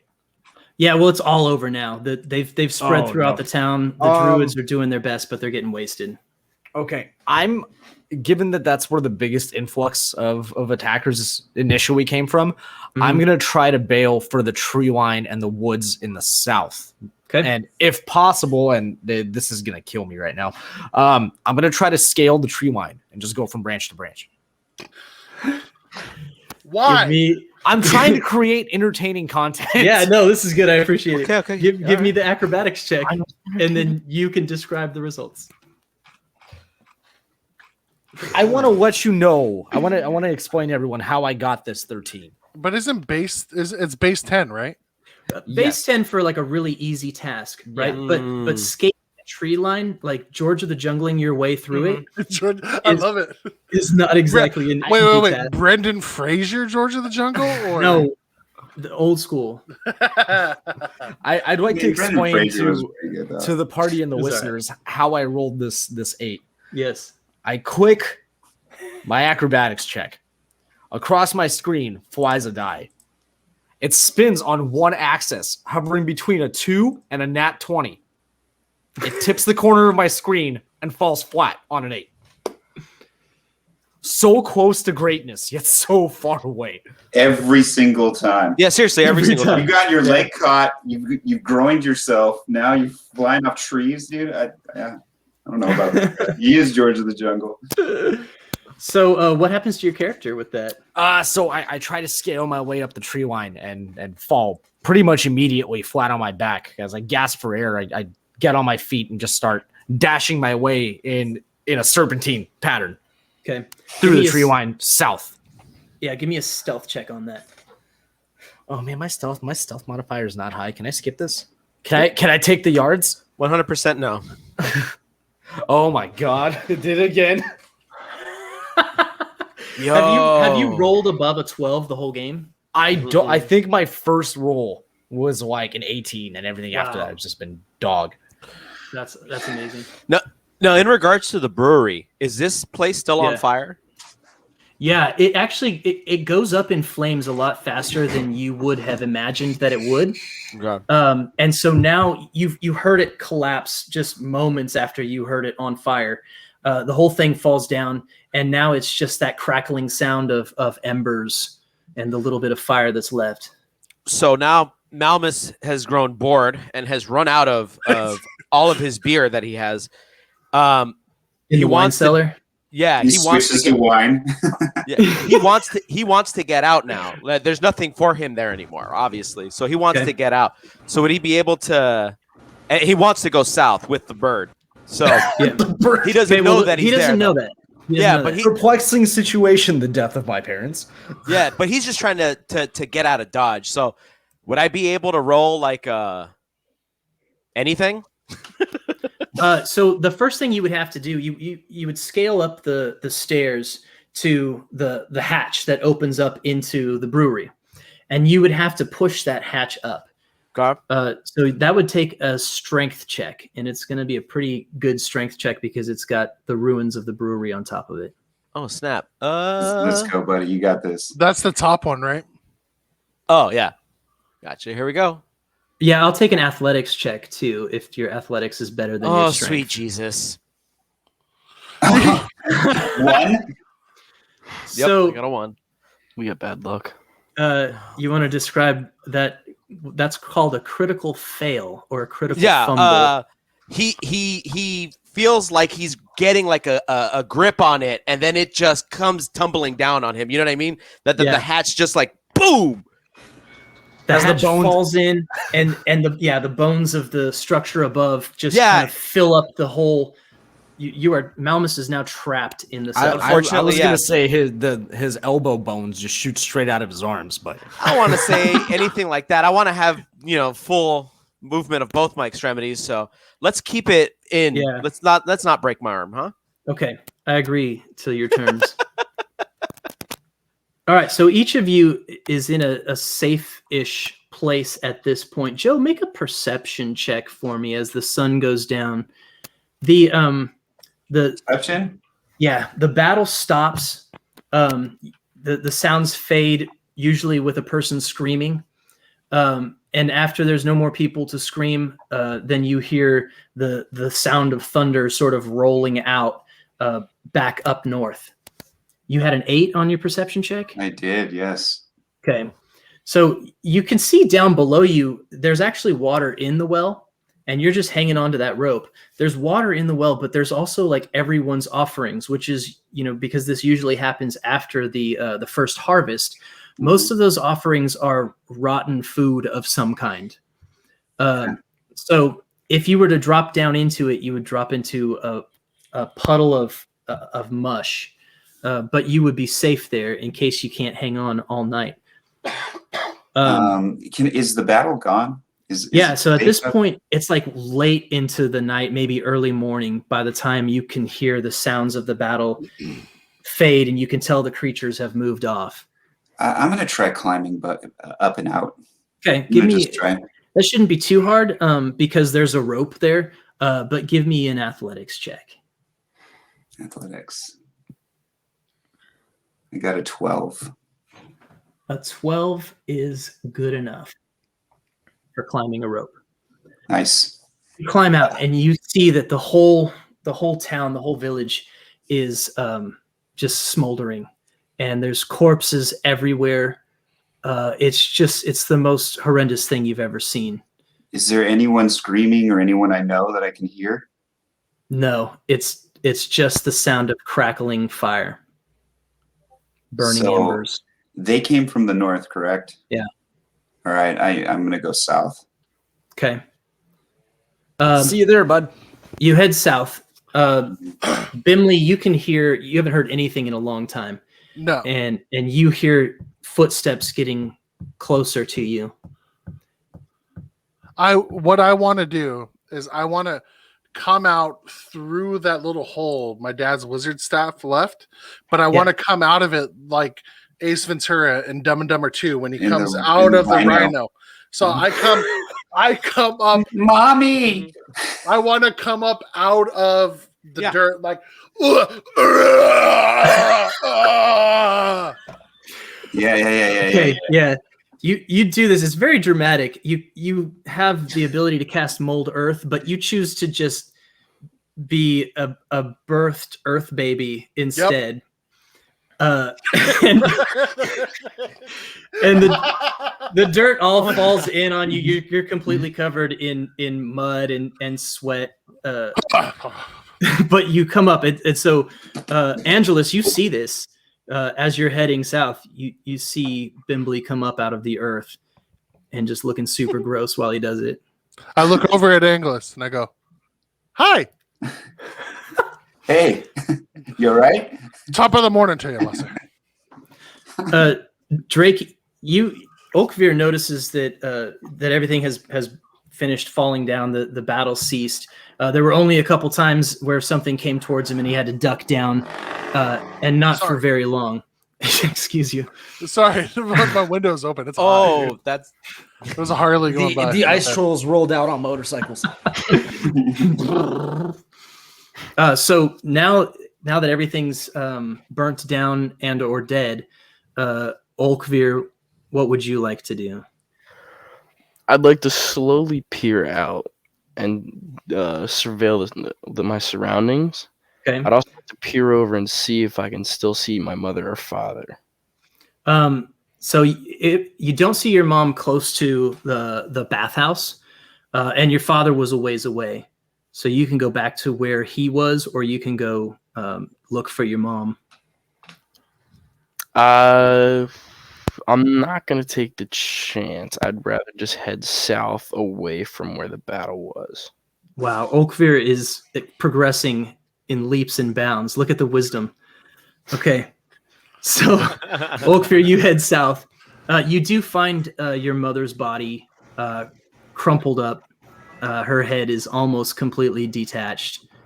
And you can see that there, even though it was frozen, there was this bit of charred area around her throat where it was split open. Like in her last effort, she had tried to spit her her lightning at whatever was attacking at her, and it just came out her throat instead. So she's toast. Is there any necklace or jewelry I can take as remembrance? I loot my mom's body. Yeah, very metal. sure. In Yeah. memory, though, that's No, I get fair. it. I get it. Yeah. So you go for your mom's treasured dragon claw necklace. She's got this claw that was turned into by a real dragon, not a dragon born, from a blue dragon that was turned into a necklace. And you take that. Why don't you also take her head off and just put it on your trident? You can can always dance see her. around town with it. Oakveer's a sick man. Boy, I love whatever. Yeah. What do you think, Mom? I don't know, son. Yeah, what would you do? What are you gonna do? Like a bit with her? Yeah. Do 5 minutes open mic? Yo, being that I'm a bard, I could totally play that. Ooh, it's tempting. All right, so you, those of you who got out, Malmus, you're still stuck underground. With But my those pet of you mouse. who got, yeah, those of you who got out, you hear late in the night, early morning, like maybe the sun is just barely starting to show in the sky. You hear the sound of a wagon coming up the road from the south. Bimbly is going to go into the bushes, Mhm. but the bushes are short enough so that Bimbly is covered, but Mhm. but Without ducking. but his wizard staff is hanging over the top. Like you can Yeah. you can see his wizard staff, and he's gonna stand in those bushes. Good.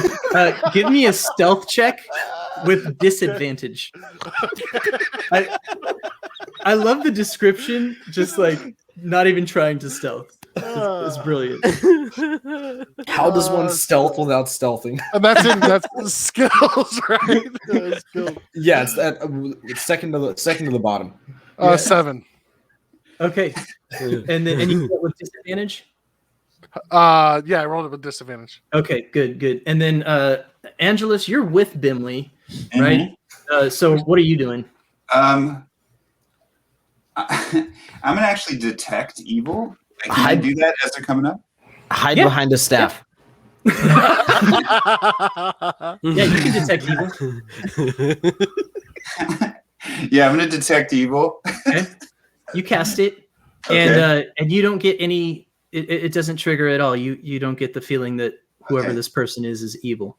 So I look at Bimley and say, "Get the hell out of the bushes, dude." I don't want to. I feel safe.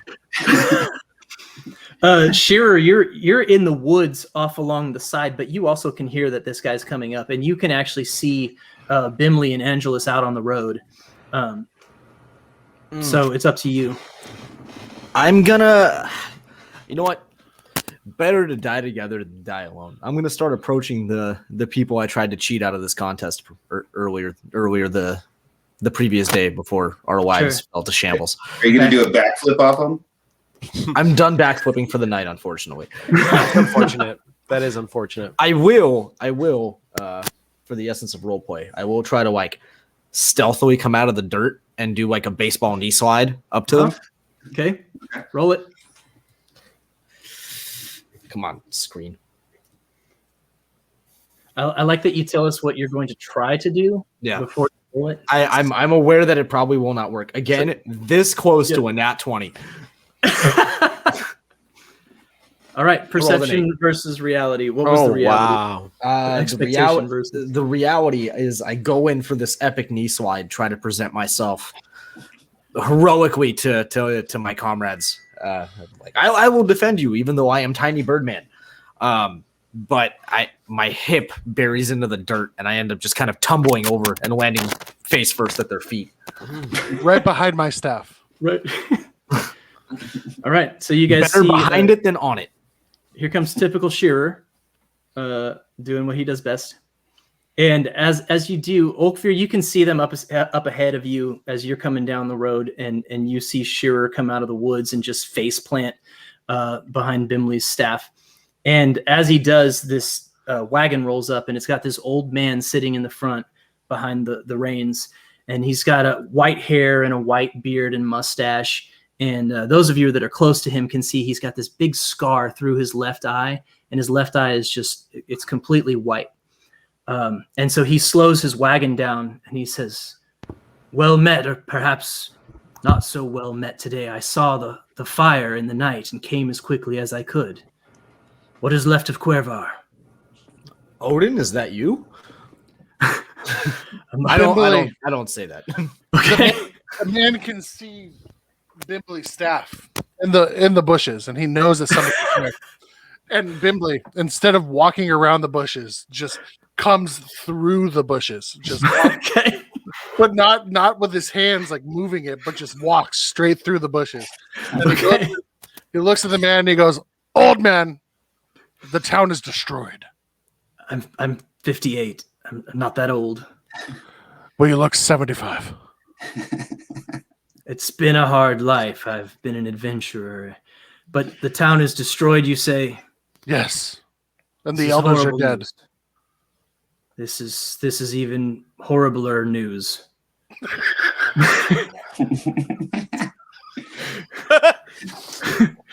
We have found the kink in Jeremy's role playing armor. I disagree. This is it right here.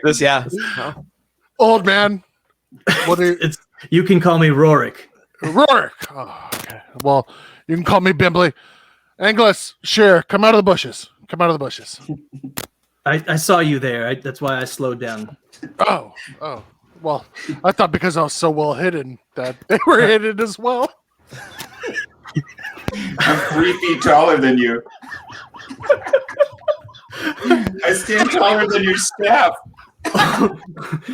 Oakveer, you're caught up with everyone at this point. Malmus, you can try to clear some of that debris now that it's cooled down a bit. It was so hot here earlier. Yeah, Just dump some so wine much on it. wood on top of me right now. I hate it. It's so hot. It's like a College sun. all over again. How do I get out of here? Is there anybody left in this town? Well, you'd have to claw your way out of your basement first because your exit is full of debris. Emerge So like a rhino would. So what baby. Malmus wants to do, he's seen a few movies in his time, so he wants to do the finger punch. He wants to do that. He wants to go like that. And he's just going to do that for like an hour and a half to get through all the debris. 5-inch punch. Yeah, the 5-inch bam, 5-inch punch. bam. I Just like doing it. that over and over again. Okay. And then eventually, he gets out. Yeah, it's actually a lot of it is still really hot, but being a tiefling, you have some resistance to the fire, so it doesn't Yes. bother you as much as it would any of the other characters. And you do manage to claw your way out. And looking around, you see the same scene that everybody else has seen, right? The death and destruction and fire and ice. Well, now everyone knows how I feel about my life every single day. So brutal. Yeah. Yeah. Do I? Where is everybody? Is everybody? You don't know. You could make an investigation check or make a survival check. Let's do that. survival. What would he have to roll to get a job at Hot Topic? Share your screen. Share your screen Dave, before you roll. That would be Do I have either Just do it. persuasion or 7. Oh, you a got a 7. Most of the footsteps that you see go north. So I follow the footsteps. Oh, wait.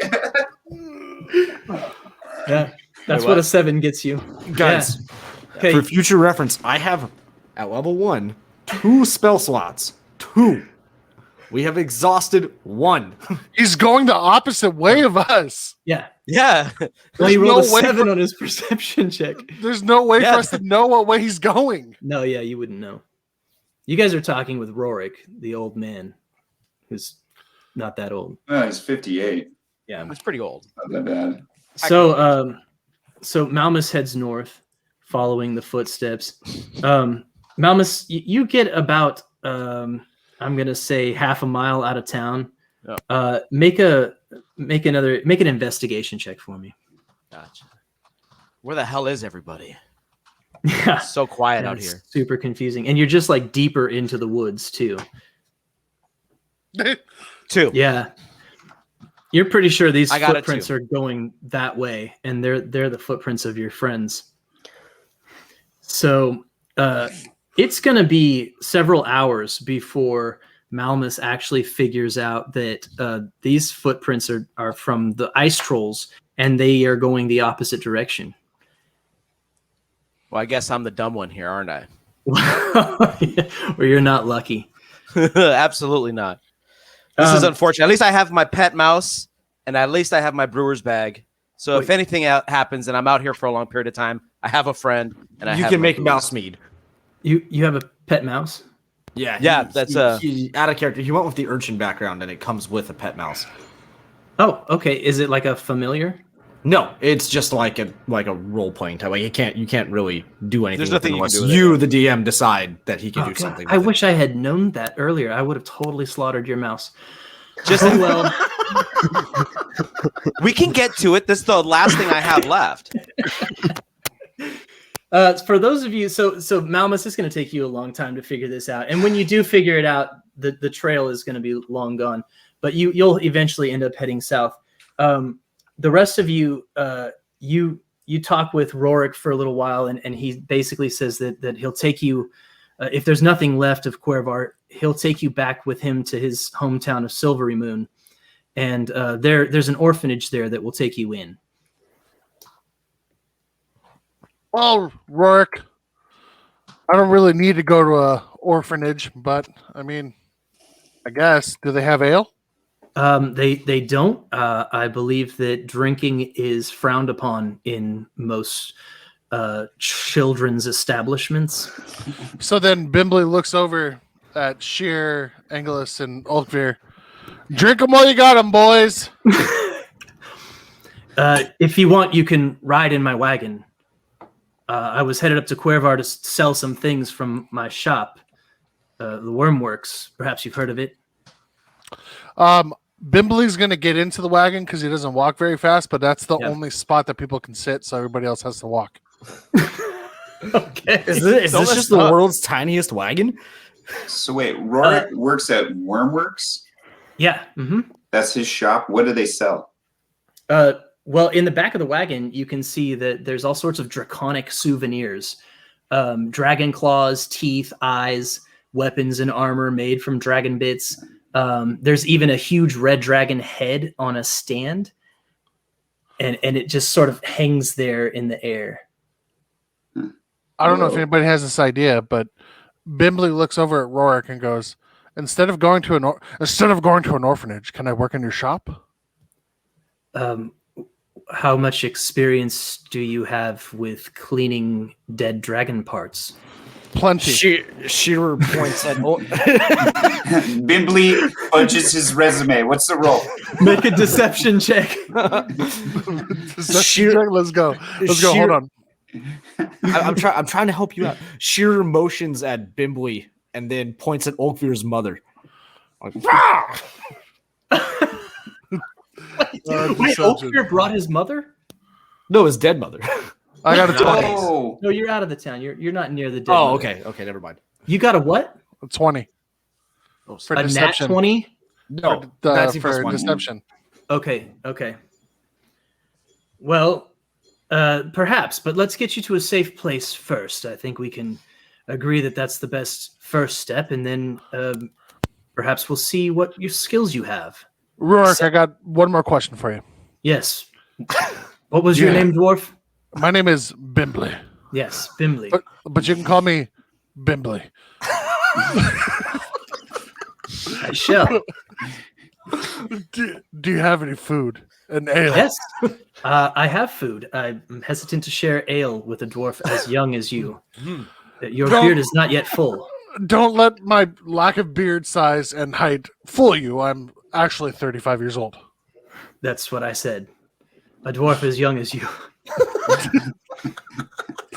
But if you insist, here, your parents just died, I'm sure, in that horrible fire. So here you go. He fills your tankard up. You're a great man, Rorik. my parents died too. Sure, here, have some ale. Anyone else want to, what in the nine hells? Might as well. Olkvir, I know you're not of legal age to drink, but get in on this ale. I'll have some ale. Sure. Should we head south, do you think, or Wait a minute. should we stay here until whatever destroyed your town comes back? Before we head south, do you have any smoked meats? Well, I actually do. He's Give me some- surprised. Yeah. Give me some of that smoked meat. Sure. Yeah. I mean, here's the food stores are in this chest. Just help yourselves to whatever you want. And you Share, can, Inglis, Rorik, Olkvir, this guy has placed his meat chest on us. Let us feast. you can all ride in the wagon.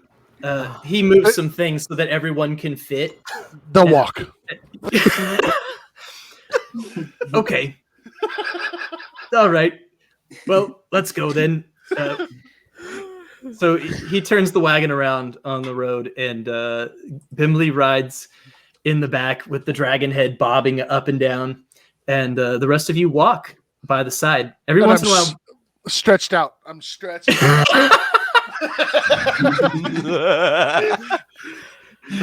everyone else is like hungry. Bimbley's like eating all the meat. I love me Belly some button smoke. showing.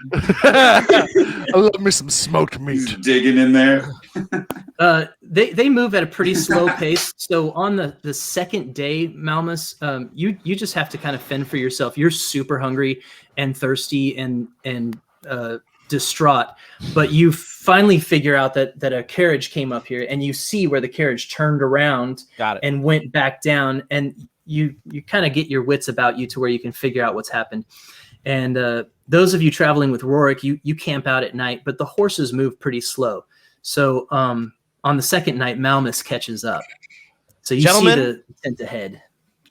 Oh, hey, Malmus. Nice of you to meet us. Bimbley, Oakveer.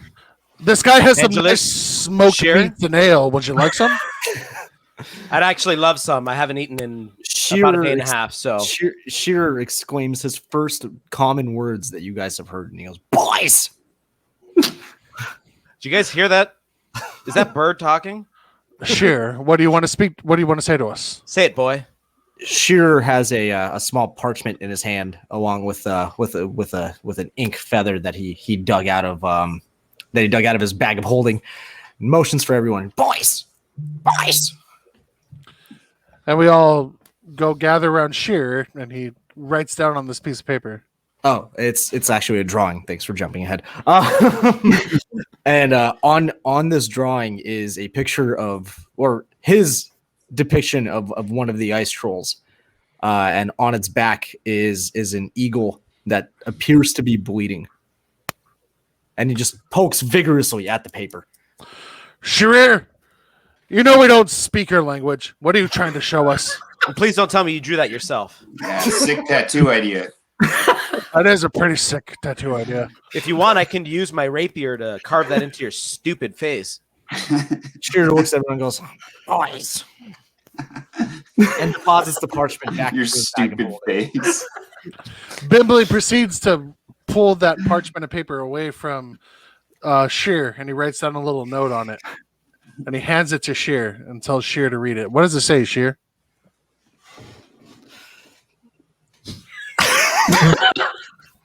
I'm trying to connect the game to where your mind goes, and it's a dark place. I don't know. You tell me. What does it say? It says you're a cussing idiot. Shut up. So as entertained as Rorik is with all this, he forces you to all actually go to sleep that night. And then the next day you have breakfast, you get back in the wagon. Well, I'm sorry, Bimbley gets back in the wagon. The rest of you are forced to march while Bimbley spreads out. Bimbley sleeps in.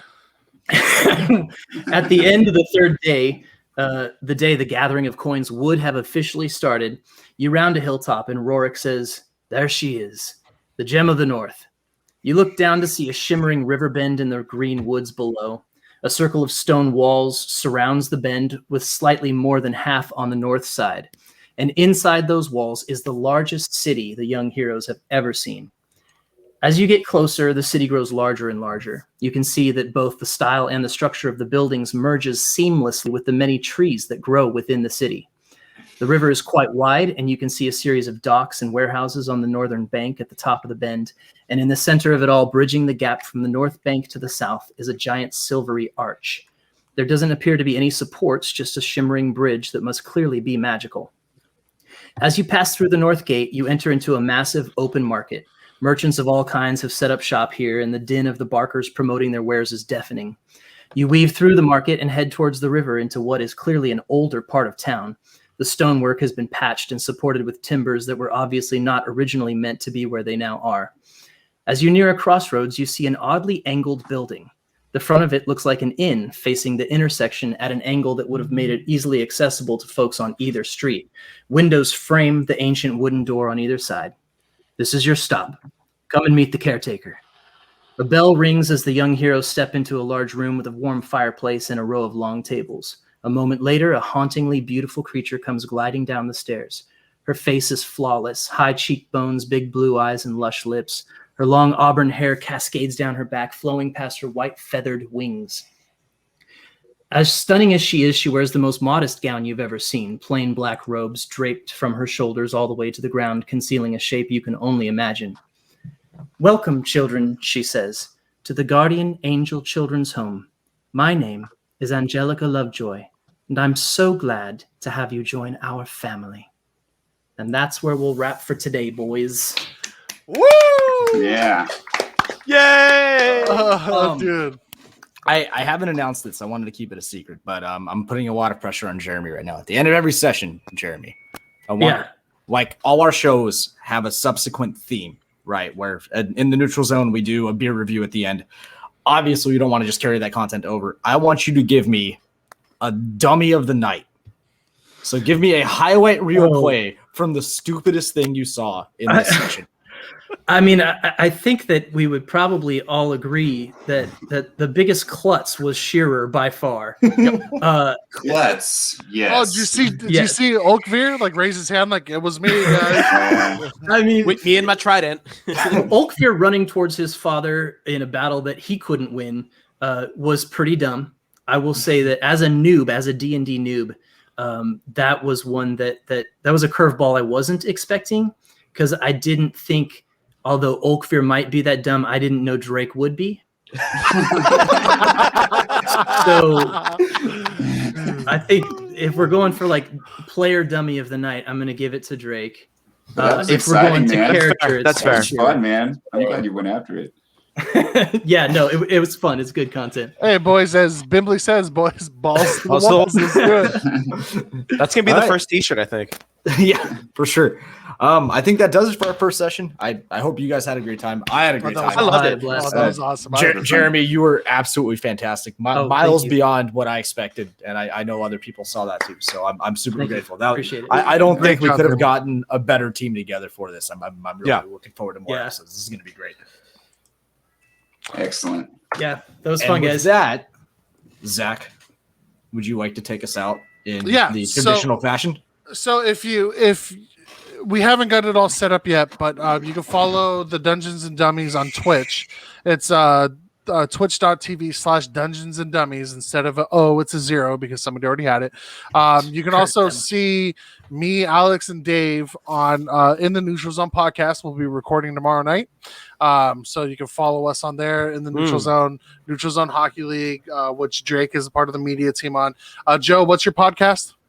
Condo Grayskull at condograyskull.com. We haven't recorded in a while, but go listen to all the back, the back episodes. A lot of good stuff. You can also follow me and Dave on the Zach and Dave Make a Podcast. Jeremy, where's your podcast? Oh, this is all I do. I love it. So follow Jeremy on Dungeons and Dragons with a 0, or Dungeons and Dummies Dungeons with a and 0. Dummies. Yeah. Yeah. So we always end in the Neutral Zone podcast with that being said. But when you say with that being said, I need everybody to harmonize. So So Zach will start off, and then I'll go after, and then everyone will go, so on and so forth. Yes. so with that being said. With that being said.